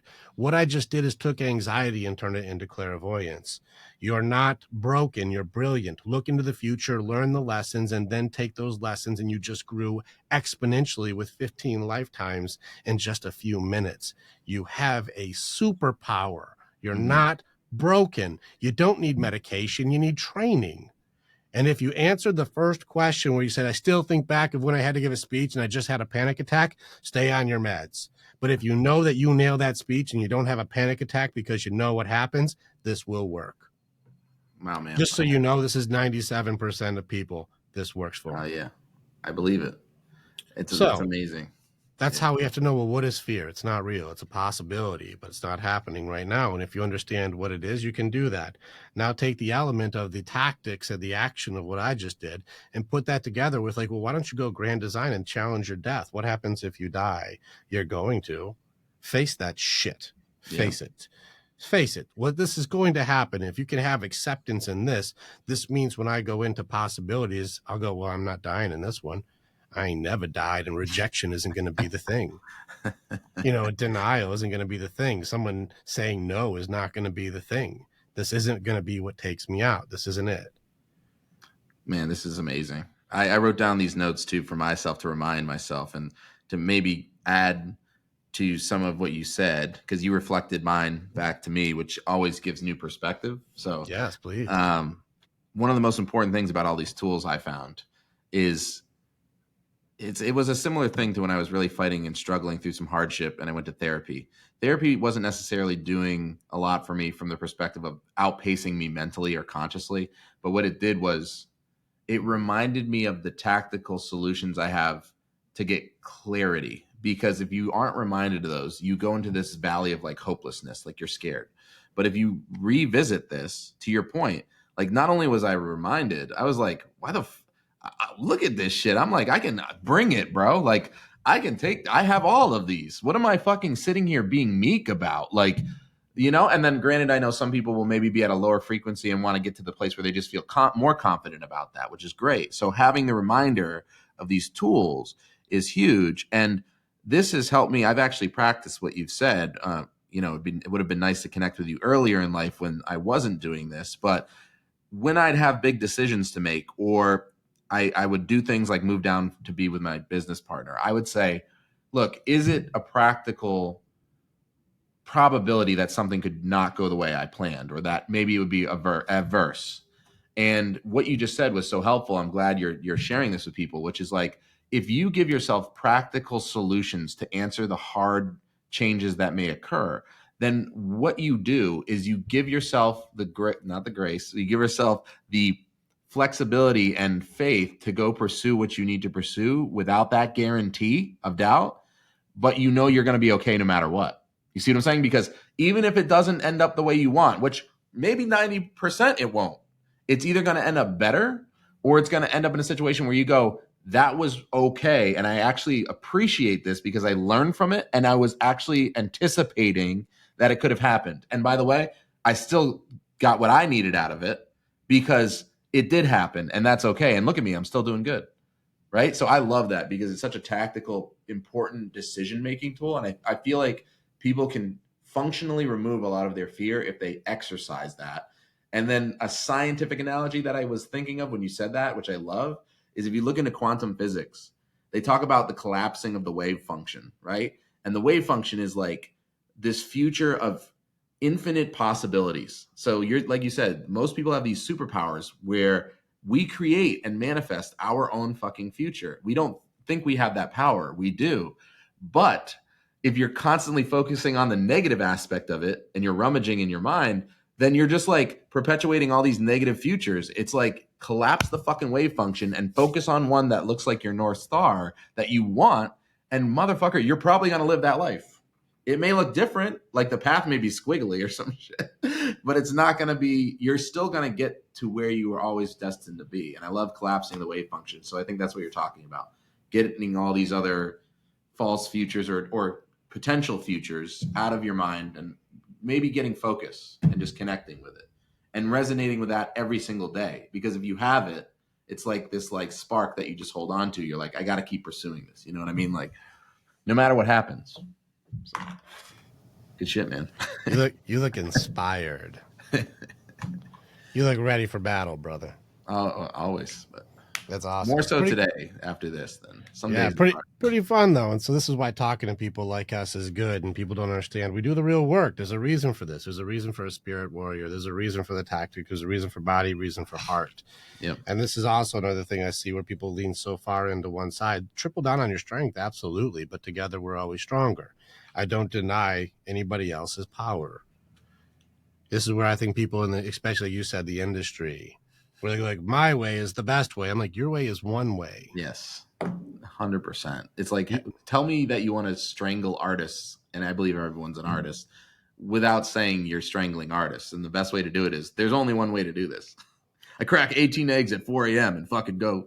I was like, shut the fuck up. Like, are you kidding? Like 4 a.m. every day, bitch. Shut the fuck up. I sleep 1 hour a night. I work 26 hours a day. Like, 4 a.m. you're gonna see my workout photo. Yeah. What did you do with your day, bitch? And I'm like, I don't know. I got up at like someone has some problems that they're not addressing emotionally here because you are over projecting hardcore. Like it's insane. It's cool, man. Hey, you got the red side of the cube done. Good on you. Yeah. Yeah, so pretty cool stuff. And so this is kind of fun to have these conversations. And I'll just be very open. When I watch people who do this, do you know who the best coach is? Like out of the world, you know the best coach is? I'd put this coach against anybody. Do you know who the best coach is? Nah, I don't know. I got this big ass fucking network for you to go against. Ah, I see. Let's all lock Yeah, I shields and like see that. who's smarter than our Yeah, group. yeah, Let's yeah, lock I like shields that. and who can beat this army of brilliance. Right. Let's put all of our information, spirit warriors, heart warriors, body warriors, mind warriors, put them all together, line us up and say, who's going to Tony Robbins against all of us? Because you're not. Right. You're not. The group is always stronger. These lone wolves and people who think they're supposed to just be this isolated guy. You're in a cocoon phase, man. You're trying to give answers, but you're still trying to figure it out. No, the greatest warrior I've ever met is the collaboration of us. It's you and me together. You're not my competition. There's not even close. And the reality is I can probably only handle through true transformation, not information, transformation. I can only reach about 500 a year. How many people need help? Yeah, a shitload. But to your millions, point, billions. I can only get 500. That's your presentation of integrity and authenticity, though, because real people will tell you that that's actually a lot of people.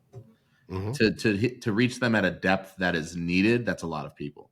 Anyone who pretends they're about statistics or like they think they coach, no, coaching is not reaching people when they're at their low and you're handing them a solution to bandage some shit. Yeah, I told them transformational coaching is like, I feel like I have to remove myself energetically sometimes because I feel like I'm fucking part of it and it can be toxic. Like, it can be. This is this person still. Like, it's true. It's very true. And it's a hard skill to practice. In fact, that's how I found my purpose, where I do take on the damage from other people's mountains of pain. I come into hell to pull them out. A lot of people think that this show is what I do. This show's a hobby, bro. This is not what I do. You get a glimpse of what I do, but there are people who are my ride and die warriors who are that way because I went into hell and I pulled them out of fire.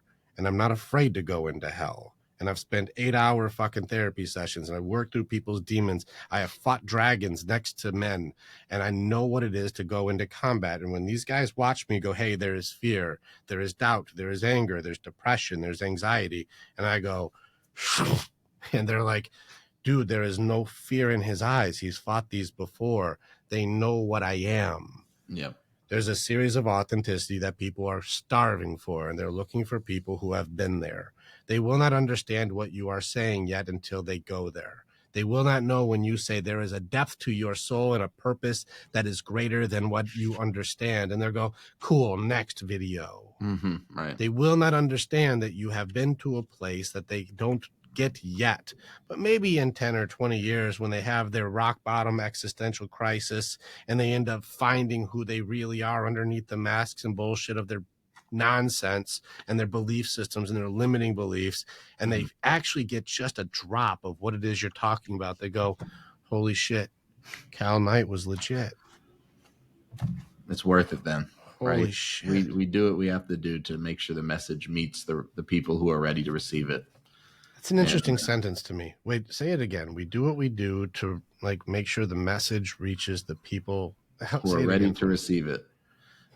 Because the message doesn't need to be for everyone. The message needs to be for the people who need it now, who are ready for it. And then if in 1,000 years that message is still resonating long after our vessel is here, it was worth it. But most people can't see beyond this lifetime. So they will always build for this lifetime. They won't build for 16 lifetimes ahead of them. And I think you're doing that, which is why I wanted to connect with you, because you can tell who's real. And it doesn't have to do with followers, or it just has to do with certain things that are these subtleties about the way that the energy is put out into the world and how it was received. And when I talked to Coach Kavanaugh, he had a good point about this, because I have a lot of young men who want to do business with really high profile athletes, celebrities, different types of people, and they want to know how to connect. And I say, in order to connect with the energy that you want to connect with, you have to put out that energy and attract it, even if you don't have it yet. And if you're not authentic, you will be, from the people who are real, they will see through it in 2 seconds. And you don't want to attract all the fucking clowns. There's a million clowns out there. Just put out your message in an authentic way. And it's more important that one person hears it out of 100,000 who needs to hear it, who is that potent sword, than 100,000 people who have fucking surface level shit going on. You know? Yeah. Well, that's the thing. If you're trying to transition from the chicken group to the eagle group without going through chrysalis phase, the eagles know what an eagle's suit looks like. I'm like, you dressed up like a mascot, bro. What are you? An eagle. You got an eagle suit on, but you're not an eagle. What are you? You look like you're representing the football team. You're not actually flying. What are you doing? And then we'll see. And they're like, no, man, look, I'm an eagle. Check me out. Anyways, I want to work with high profile people. And I'm like, yeah, I see what you want, but you're not going to fly today, are you? I inspire people to fly by telling them about the heights that they can get. And I'm like, you ain't never been off the ground, have you? We're going to fly this weekend. You come in? Oh, I'd love to. I have plans. I'm so busy. I'm So busy. like, all right. We'll see you. No, I think you bring up an interesting element of something that working with men. I work mostly with men. I had women's groups and I still have women clients, but mostly men, because I only work with women who are willing to fucking work, because it's warrior training, not damsel training. And a lot of women are waiting for the damsel responses. And I'm like, we train you to handle your shit, not for someone to save you. Slow your roll. But here I am working with men. And there's a thing that men run into somewhere in their 30s to 40s, where there's a shame stack and a legacy reality. There's a thing where you go like, how will I be remembered? Did I do anything that mattered? When I'm gone, will I matter? Because you think of your great grandfather, you're like, I didn't know shit about my great grandfather. He had a whole life. Right. He went through problems and solutions and heartbreak and abandonment and abuse and loss and pain. He went through all these things, and I know none of it. That's how long his legacy has gone forward for his experiences. I don't know any of it, and I'm direct descendant. He was alive when I was alive, and I still don't know him. I love that. You know what I mean? That's a really good way to think about it, because it starts helping you, again, I think, awaken to the question of facing that question. What is my legacy? And especially, like you said, in that age range, because when you're younger, you don't necessarily think about it. It's not as vulnerable for you. You know, you're never gonna die. You got an immortality complex, right? You think, or you think you're like gonna live forever. But one of the things that I think is unique to each person, their own. You know, they're individuated. They have different, perhaps, goals in terms of legacy for them. However, I like to propose controversial shit. So one of the things that I always said was like, I felt like a lot of people used their children or that lineage. Like, so say your great grandfather was an amazing person, but you don't remember him. Well, why? I mean, was my bloodline, which, thank you, the legacy? Meaning, like, people use children as their legacy. And I'm like, look, the child is technically your heritage, but what's to say they aren't a totally, entirely different being? And is it narcissistic for you to use them as a fucking, like, basically live your dreams that I didn't get to live? Like, that's the legacy. When I think of legacy, I think of a perfect example is like Walt Disney. And the reason I say that is the signature of the frequency of the creation that he initiated was so strong that years upon years after he has passed away, all you need to feel or hear when you think of Walt Disney is the word magic, or the little arch going over the tower, or Disney World, and you connect to what the legacy of Walt Disney was. People all over the world connect to it, and he's not physically here, but that's the impact. So when I think of it, I like that you're talking about legacy. Again, to each their own. Some people just want a legacy of handing their family a better paradigm than they had, and I commend them.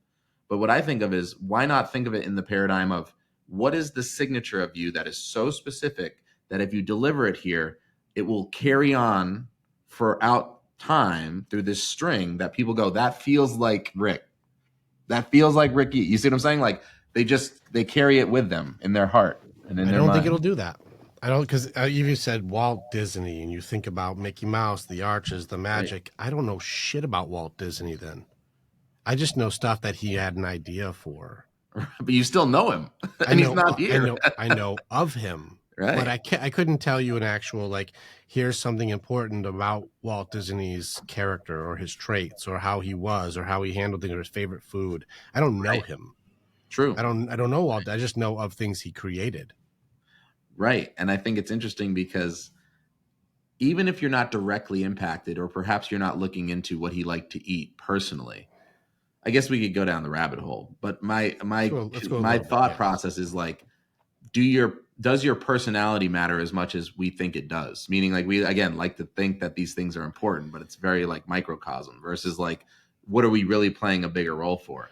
I may think I'm the hero of my own story until I realize that my entire purpose might have been to foster a whole new wave of people, and I had to remove my ego from it. So I don't know. Mhm.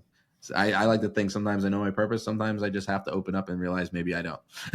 Yeah, Like, that's my personality. I like that you said rabbit hole after Walt Disney because very Alice in Wonderland of you. yeah. All right, so so with this, does my personality matter when it comes to legacy? I don't know if it does, but maybe. It's one of those things where what do I believe my legacy is going to be? I have 4 more books that I'm going to write. I already know. I'm already working on the second book, and I'm going to remaster the first one. So everything is a choice has to get boosted because I would kick my own book's ass at the moment. So I need to strengthen it. The next book is The Map Out of Hell, and that's going to get into the grieving systems of what we've got going on and how to actually fucking fight it. Then I have to get into identity. Then I have to get into values and love. I have to get into these different elements of belief and figure out how do I break it down the way we just did with doubt and fear. Each one has a way. And so there's a purpose for all of these things. Will any of that matter about my personality? I don't know yet because just looking at it, no. Won't matter who the fuck I am because the information may at least give people a roadmap to transformation if they choose to follow the map. There's an opportunity. It doesn't mean a guarantee. And so there will be a legacy left behind of information with potential transformation, none of which they will ever know my favorite food. They won't know what I like to do. They won't understand the love I had for the people around me. They won't know. So those are there. But the other aspect of legacy is the things that I have shared and the things that I have connected and the things that I have taught and the men I have pulled out of hell, the women I have trained to be strong, the people who I have guided into their own authenticity, well, they will transfer a new set of skills and curses to their kids, different than the old ones, because we'll break those generational curses and then fuck them up with new ones, hopefully less detrimental. But train our children to be able to know how to fight against their own things, now giving people utility and hope. This will last where they know that came from Rick for maybe their fathers or possibly their sons. After that, the information and skills and the abilities that I have trained, created, and taught will be transferred without name.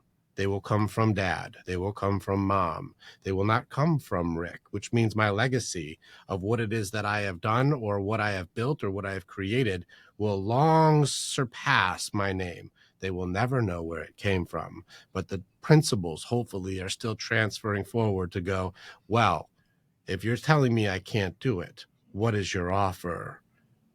And they may never know it came from me, but they'll still be fighting doubt 500 years from now. I love that.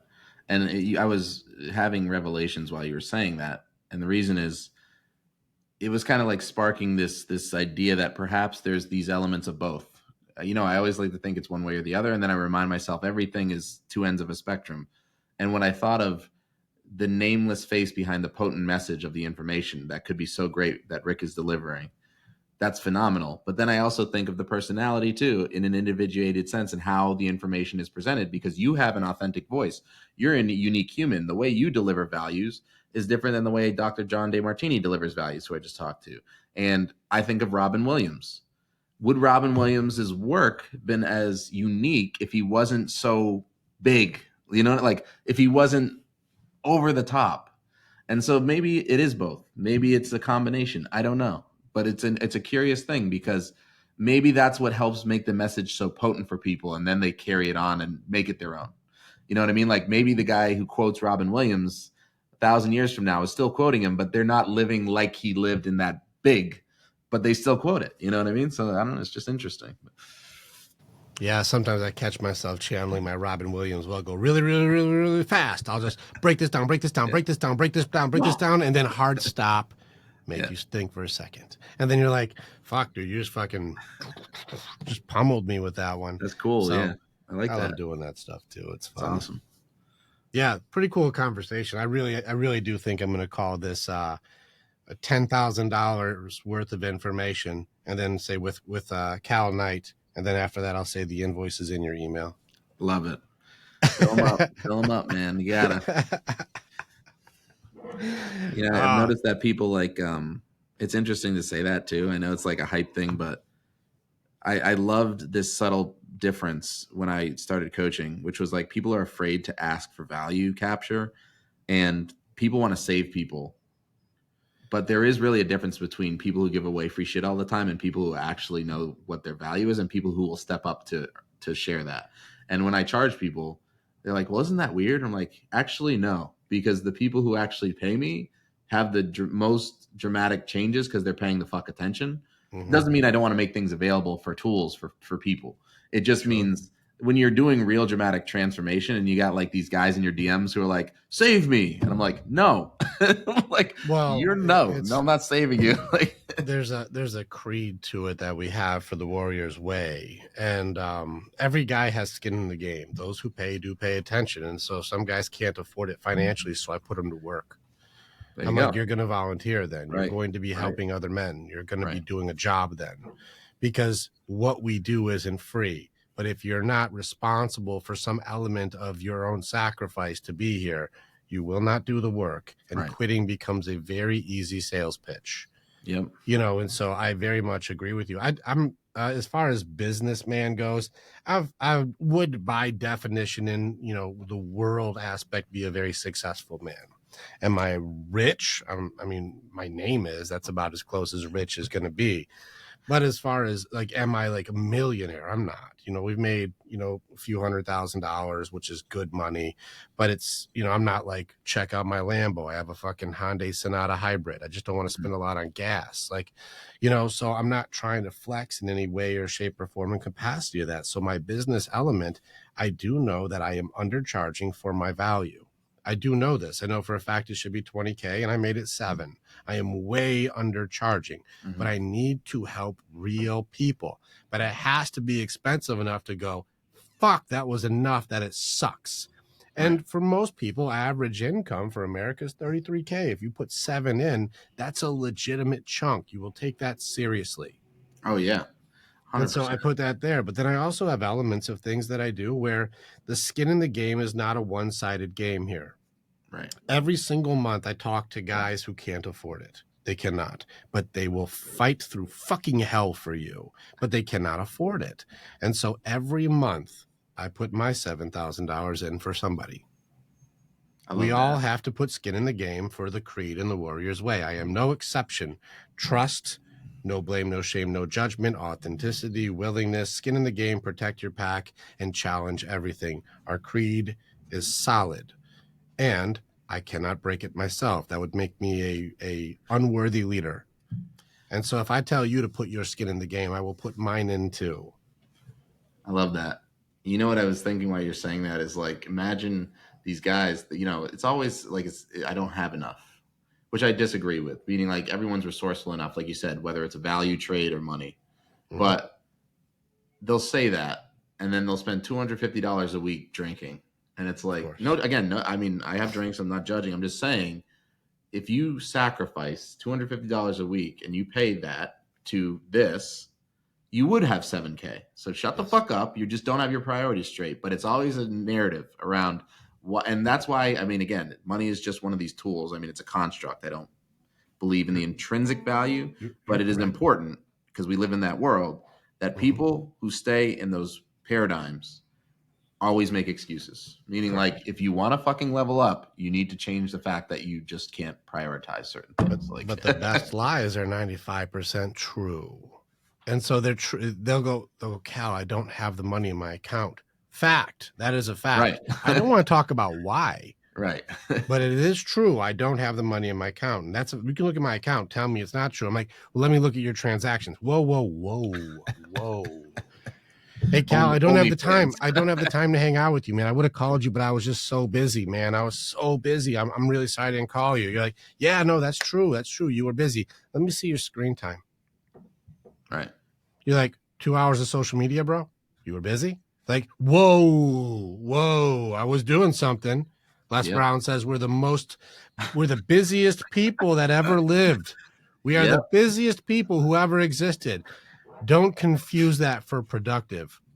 100%. It's a coping mechanism. I love this because we talk about, you and me talking about this. I've had episodes on this. It's like everyone can use these things that look like growth and disguise it as the fact that it's really just a distraction and a coping mechanism. Like, Mhm. you know what I mean? And I still do it to this day. Like, I have to catch myself and be like, stop. Well, if you've abandoned your stuff that you have to do, and this is why I say, like, are you too busy? You're not. You're not too busy. It's just not a priority, and it's not Right. not even meant to be a judgment. It's just that isn't. And if you ever try and to trigger some sort of defense or coping mechanism to convince me otherwise, to control the narrative, that's you being exposed to you. Right. And so a lot of people will miss what I just said, but that shows people's like, that's you. I just saw you. You Right. don't see you, but you Right. want to convince me of what is by omission and by convincing through lies and or defensiveness, anger, shutting down, walking away from the conversation, suppression, hiding, trying to over-explain and control the narrative through negotiating. I'm going to convince you in some way, shape, or form that what I am saying is true. But if you ever challenge my excuses, you will find a reaction. And this is where people get in their own bullshit. The Do you know story. do you know what the hardest curse that I found on the map is? The hardest battle, the most diabolical motherfucker on the map. Like, and this is something where I'm doing a training on this. I don't even know if this will work. Every time I do this, it fucks up. So let's chance fucking up. Where do I have where I can share the screen? I'm going to do something with you. I'm telling you right now, this is a $10,000 conversation. Oh, nice. So this is my map that I use. I have a training on this on the 25th this month that I'm doing for like $20. It's already almost sold out. I only have 300 spots and it's already almost done. Nice. So cool thing with this is if you are subscribed to my Patreon, you get in for free. I think it's only $6, or you can pay the 20 and don't subscribe to shit. I'm happy either way. Mm-hmm. So in which case, this is where I get into the element of let me go to the right part. The element of what parts of us are in what. And so we're talking about fear, excuses, doubt, distractions, denial, bargaining, anger, depression. We get into all of these elements of ourself that what are we? How do we operate? What are these things? Mm-hmm. Now, when you look at these things, people would go, man, who's the toughest on the chart? And they're like, man, I'll tell you right now, man, depression fucked me up. Depression had me locked down. Or some guys are like, oh, I'm fucking angry all the fucking time. I want to fucking kick everyone's ass. Or you're going to go into, man, fear has had me in anxiety. I have been locked down. Or man, I can't believe in myself. I had no motivation. My feelings are fucked. My beliefs are I can't even achieve a goal or a dream. I am shit. Doubt had me locked down. And you're going to go, man, yeah, those are tough. Those are tough. Who's the baddest motherfucker on this thing? Bottom right, big circle. It says the enemy within. Well, that's going to be where they come from. This is this is home base, and these are the guys that come out. Yeah, I was going to say that's where I think it is. Home base is fear, excuses, doubt, distractions. They come out of here. So who's the nastiest? Damn, let's see. Excuses. Excuses are nasty. Excuses they stop you. They make you believe your bullshit. Excuses are definitely a nasty motherfucker. Excuses are beatable, though, with exposure. Distractions is really tough. Satan loves distractions. You know why? Every single time he plays the game, he's going to give you what you want. Right. So he comes in through distractions, get a free pass because they come in through what make you feel good. That's why social media, shopping, pornography, playing video games, doing bullshit, drinking, you name it. Anything that makes you feel good for a moment comes in through what makes you, that feels good. Come on in here, get in here. It feels good. Damn. I just saw that you put something under love that says highest source of pain, which was interesting. That is true. What's hurt more than the heartbreaks in your life, even if it comes from best friend betrayal or parents never loving you, or an abandonment from a parent, or the first love that football spiked your heart into a blender. Love hurts. Or just loving yourself, Mm-hmm. Oh, well, good luck with that. You have to know who you are first. Amen. People don't even go through the phases of loving themselves. They don't even go on a first date. They don't ask any questions. They don't even like themselves, let alone enjoy being with them, let alone have a crush on themselves to even fall in love. They don't even know who they are. You know why they don't know who they are? Because of the nastiest fuck on here. I'm excited. Denial. This one thing, I have not met one woman yet who doesn't have this as her core piece for existence. And I haven't met a guy yet who doesn't suppress and deny his emotions in some way, shape, or form. Interesting. This one thing, do you know what this dresses up as? Protection. Yeah, I can see This that. is how you protect yourself. This is the mask that we wear to make it so you believe I am better than I am. This is the thing that I do to make sure you approve of me and you accept me. Right. If I were to have a party with bargaining, anger, depression, fear, doubt, anxiety, if I were to bring all these at a party, denial would come early with beer and food and help you decorate. Right. Denial would show up to say, this place looks like shit. Let's make it look fabulous. So that Right. way people love you. Well, I feel like denial is the ego and acting as part of it, right? Because it's like when you're talking about this, where I reverted those messages of the story, because everyone has a narrative, is protecting the ego. Like people will do more mental work and spend more time, energy, and money to protect their current paradigm of their story, which is denial, than to just accept the fact that maybe it's true, right? Like if someone tells me, Correct. hey, you're fucking slacking, you're better than this, and the That's a trigger judgment. comes out, then That's I a go, judgment. no, I had to sleep. No, I had to do this. I have this story. I have my kid. I have the blah, blah, blah, blah. Those Like are 60 trillion excuses. fucking words instead of just being like, maybe I was slacking that day. Well, the Warrior's Way definition of denial is the war with what is. Interesting. So some things are or some things aren't. And so I have to challenge every judgment. Sure. In fact, if I were to choose an enemy right now that I'd like to expose in front of everybody, it would be judgments itself. I like that. Judgment is a system of control. You're fucking slacking, Cal. You're not doing a good job. That's two judgments in one sentence. Right. You know, and this is the way that I try to control you to change for what I want you to be, because I have thrown an opinion out that you should conform to in order for me to approve of who you should be. I will let you know who you're allowed to live as. Right. From another. And then the people do it to themselves. And they say, I should be doing this. And it's like, should is a judgmental word. Correct. Or too is also, you're too fat, you're too skinny, you're too tall, you're too loud, you're too whatever. We're going to just say a too thing that's also a judgment. I just make one up. Yeah. You know, and so we just throw shit out there to throw out opinions of what I think is it should be like, and you're too much or too little of. We just throw shit out there. Blah. And people try to address or change or adhere to whatever that is without challenge, without question. And so in order for me to be accepted, approved of, loved, and appreciated, what do I need to sacrifice in my authenticity to match what you want me to be? And I will change to be that. If you don't like these sneakers, I'll buy better ones. If you think I need to dress this way to look like success, then I better buy that shirt. If you think I need to act or talk this way, then I'll work on my cadence and delivery so I can fit in with you guys. I'm going to put my eagle suit on so that I can look cool in my fucking jet plane that I photoshopped myself into. This is going to be, well, what did I sacrifice of my authenticity to try to convince you of and tell you this is truth? This is the war with what is. This is denial.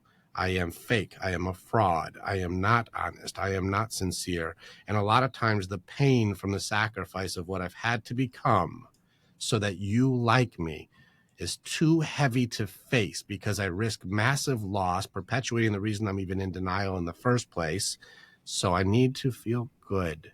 So in order to feel good, I'm going to do anything that numbs the damage from me trying to live an imposter's life. So I'll drink, or I'll smoke, or I'll vape, or I'll watch porn, or I'll, watch TV all night, or I'll eat food emotionally, or I'll, online shop, or I'll be on social media all night, or I'll talk shit about other people. I'll do anything that makes me feel good, even if it ends up having a consequence or cost that does more harm.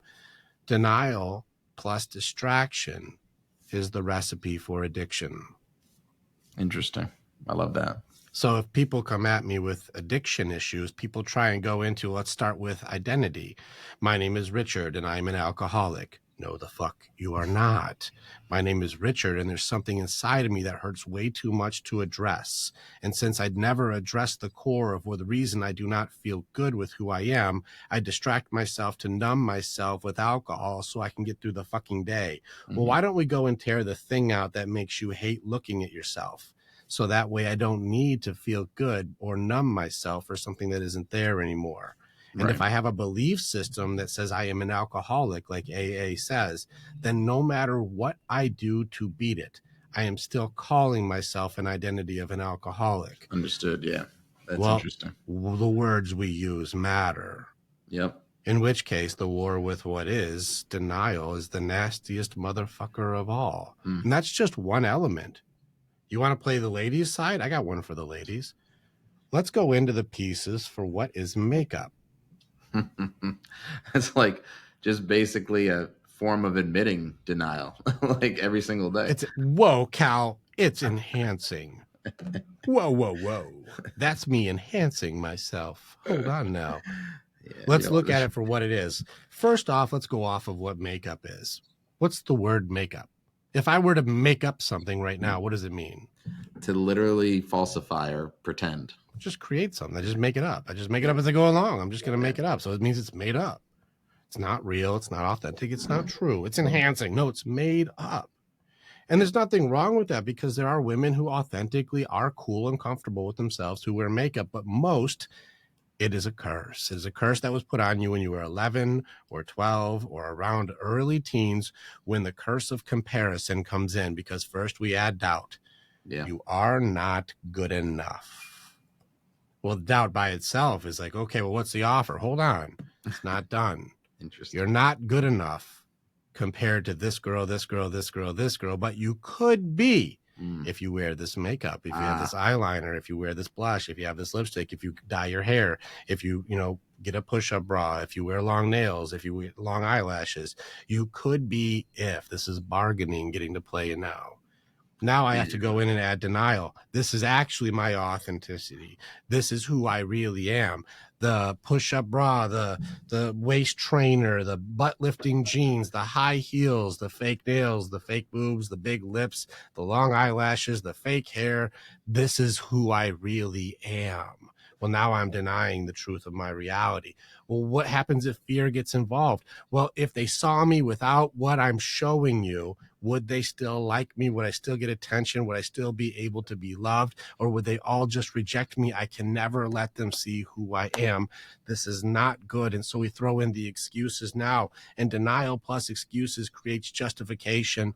This means I am completely the good one now by betraying every aspect of myself because of doubt, bargaining, denial, fear, and excuses put together. And I call this enhancing myself. Man, that's so true. That's what makeup is, especially for teenage girls. And it comes from this comparison curse that it's a team sport. And this is why I say, who's the strongest coach? All of us. You know why? Because these fuckers are teaming up, and so should we. Yeah. You think you're going to fight all of these alone? The deck is stacked, bro. Martin Luther King Jr. had a really good quote that someone used in their signature of an email that reminded me of what you just said, which was essentially that those who wish for peace need to organize as effectively as those who wish for the destruction of war, which I thought was very interesting. And what you just said, I mean, women compare themselves more to the women than any other species I've ever seen on planet Earth. And this is reflective pondering that I've been sharing on the podcast recently, which is this Maverick is about authenticity, right? So what is the opposite side of authenticity? It's artificial.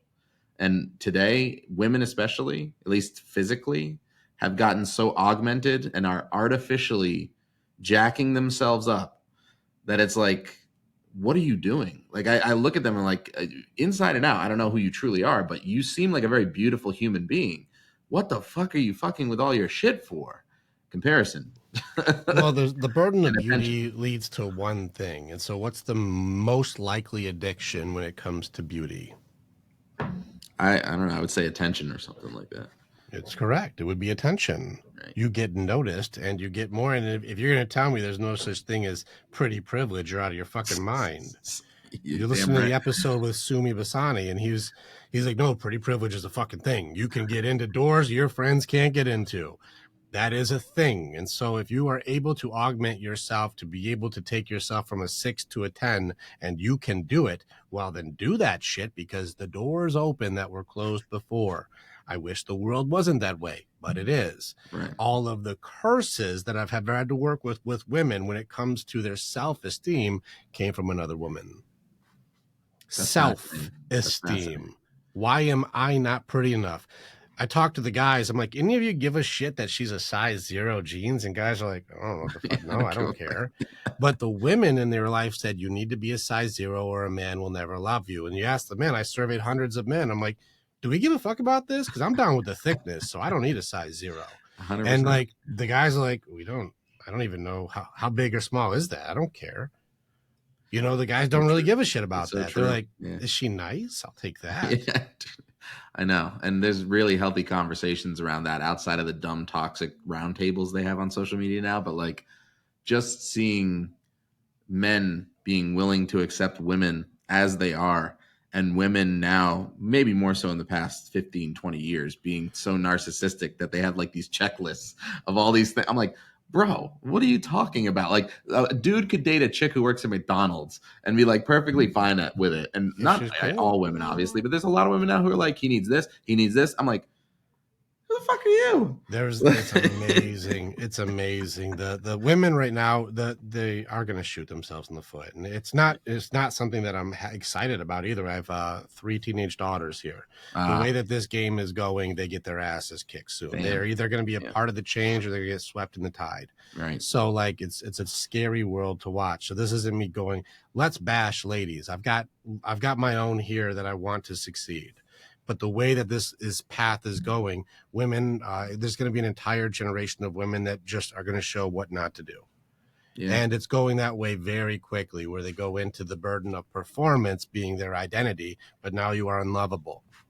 And they are sitting there alone in their 40s, 50s going, well, it's because men aren't good enough anymore. It's like, no, you destroyed the good ones because you weren't focused on anything that had to do with compassion, empathy, love, connection, or anything that Cal would teach you. You didn't do any of that shit. Right. And so you're going to blame everybody else for your inadequacy because you should be loved for who you are, even though you didn't bring anything to love except for dollars. And he already had those. Yeah. And I tell these ladies, I'm like, you're going to work so hard on your PhD. You're going to work so hard on your business. You're going to work so hard on your finances and your success and your performance. But if I was with you on a first date and said, so you make $100,000, that's awesome. If we're together, what's my cut? What's my allowance if you make that much money? Do I get 20, 30, 40K to go play with? How much do I get out of that? Right. And women are like, no, you don't get any. And then why the fuck do I care how much money you make? Right. They're doing the wrong things, these generations of women. Then you go into hypergamy and you have the women who are successful, the lawyers, the doctors, the business owners who are self-made millionaires. And who do you date? Right. Well, you put yourself out of a window because you can't date a guy who makes 30K and be like, I'm in an equal or an up relationship. So these guys are in a position where these girls can only date a 1%er, and 1%ers don't want a competition when they get home. They want somebody who's cool and kind and sweet. They want to come home to Lois Lane, not kryptonite. I don't want to battle when I come home. I battle all day. You're damn right, man. And so these ladies, this generation is shooting themselves in the foot. And, I've seen even a video yesterday where a lady who was on my show did put herself out there in a negative light. I'm not going to address it because it's unnecessary. And I don't want her to look any worse than she's going to make herself. And so I feel honestly bad about it. And this isn't meant to slight. It's not a judgment. It's not me trying to be mean or cruel, because it would probably be meaner to have the conversation. And so I'm like, this is one where, ladies, you have opportunity. You have a chance to bring unity. You have a chance to bring compassion and empathy and understanding and connection. You have a chance where the voice that you have now, that people have fought for and died for you to have, is now being abused, thrown around with blame, shame, judgment in a way that makes you look unqualified for leadership. Right. You're absolutely right. Ladies, if you want everyone else to step up because you're a blame thrower, you shouldn't be leading shit. If you point the finger how everybody else isn't good, it's because you don't feel okay. Remember how Tony Robbins says, hurt people hurt people. He also says, happy people do not hurt people. And if you're saying, I do all the work and you don't do shit around here, it's you. Yep. Because you don't appreciate the people around you. You don't build people up. You're not encouraging, and you're not a leader. You're a nagger. And I'm putting it on the table right there. No names, no nothing. Just saying, there's the shit. Do you see? and we're getting this push for equality, but equality is turned into a subjective conversation for power, Sure. not for responsibility. That's a good sign up. Yeah, I think I went a little too hard right there. I think I just got canceled. Hell no, you can't go too hard. I just got canceled. No, it needs to be heard, like just, and I'm glad, because that voice will start expanding, the authentic voice over the artificial. Like there's just too much of it. It's trash, like. Well, the again, intention is to help the girls. The intent, I have 5 females in this house. My intention is that they have a fighting fucking chance, and they don't with this setup. Someone, it was a female author, had a really good audio clip I saved. I'll send it to you. Please. Where she was authoring this book on healing and like mental trauma for men and for women. And she pitched mostly to women. And she had a man come up at the end of her book signing who changed the entire course of her life, which was, he said, can you sign these books for me? I love your work. And he said, I realize you talk a lot about, women's problems in this paradigm, but not men. And she's like, yeah. And he's like, that's very convenient. And she's like, what do you mean it's convenient? And he said, because I have 3 daughters at home who would rather see me die on my white horse than to tell them what I'm really struggling with and to fall and have pain and be authentic as a man in this world we're in today. And it's like, that's the way most men feel. Yes. Like we can't literally connect in a healthy way. Otherwise we're labeled as toxic, narcissistic, judgment, too soft. Judgment. Like, what are you talking about? Like, we're fucking human beings, dude. Like, we can be strong, but goddamn, like, you don't let a healthy release happen. The weapon against authenticity is judgment. I've been saying this now in the last year of podcasts. The weapon against your business is judgment. That is the weapon to make it so your business is never going to make it, is judgment. It's not doubt. It's not fear. It's not knowledge. It's not power. It's judgment. Judgment is why people will not listen to you. Judgment is why you will not actually be successful. It's why you won't be heard. You won't be loved. People will judge you instead of understanding. Carl Jung, and I'd make it stronger for today's generation. Carl Jung says thinking is hard, so people judge instead.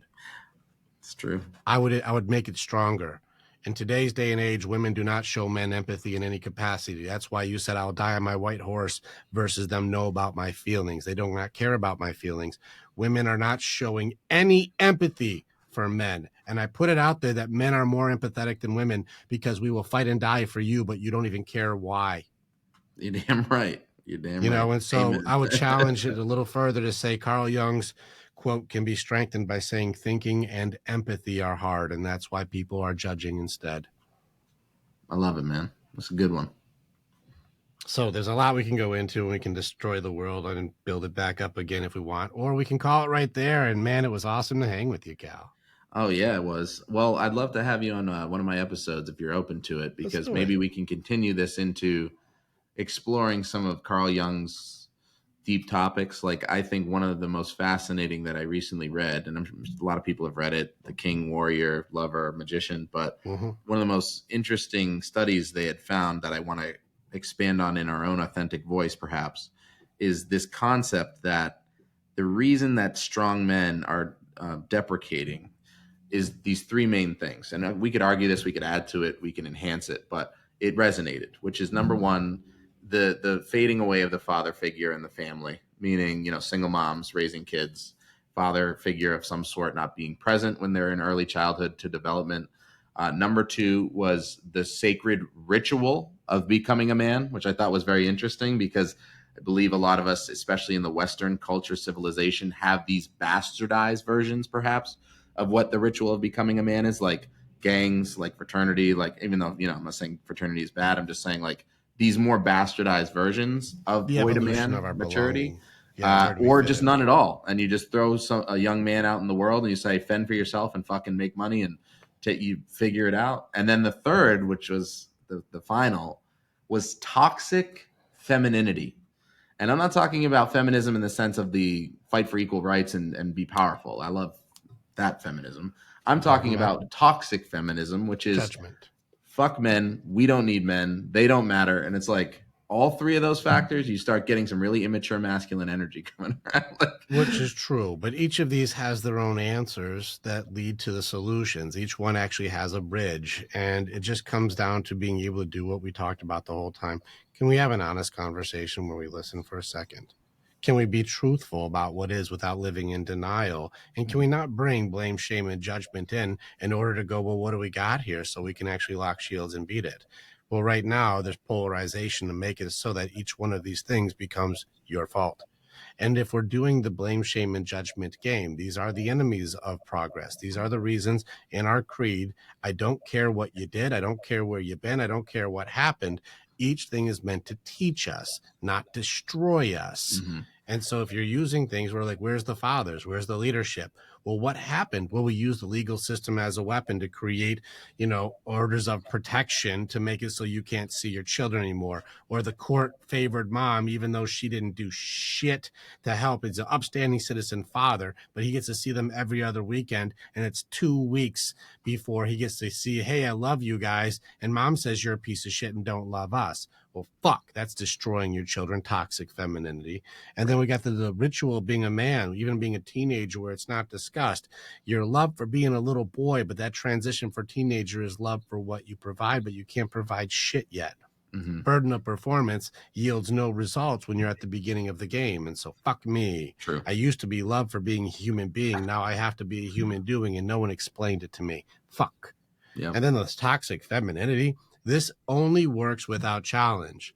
Yeah, I don't need a man for anything. And I'll be like, well, come do what I do. No, I don't want to do what you do because I shouldn't have to. Right. I'm like, there's a funny thing about this. That's why the transgender stuff. I had a transgender person on the call yesterday.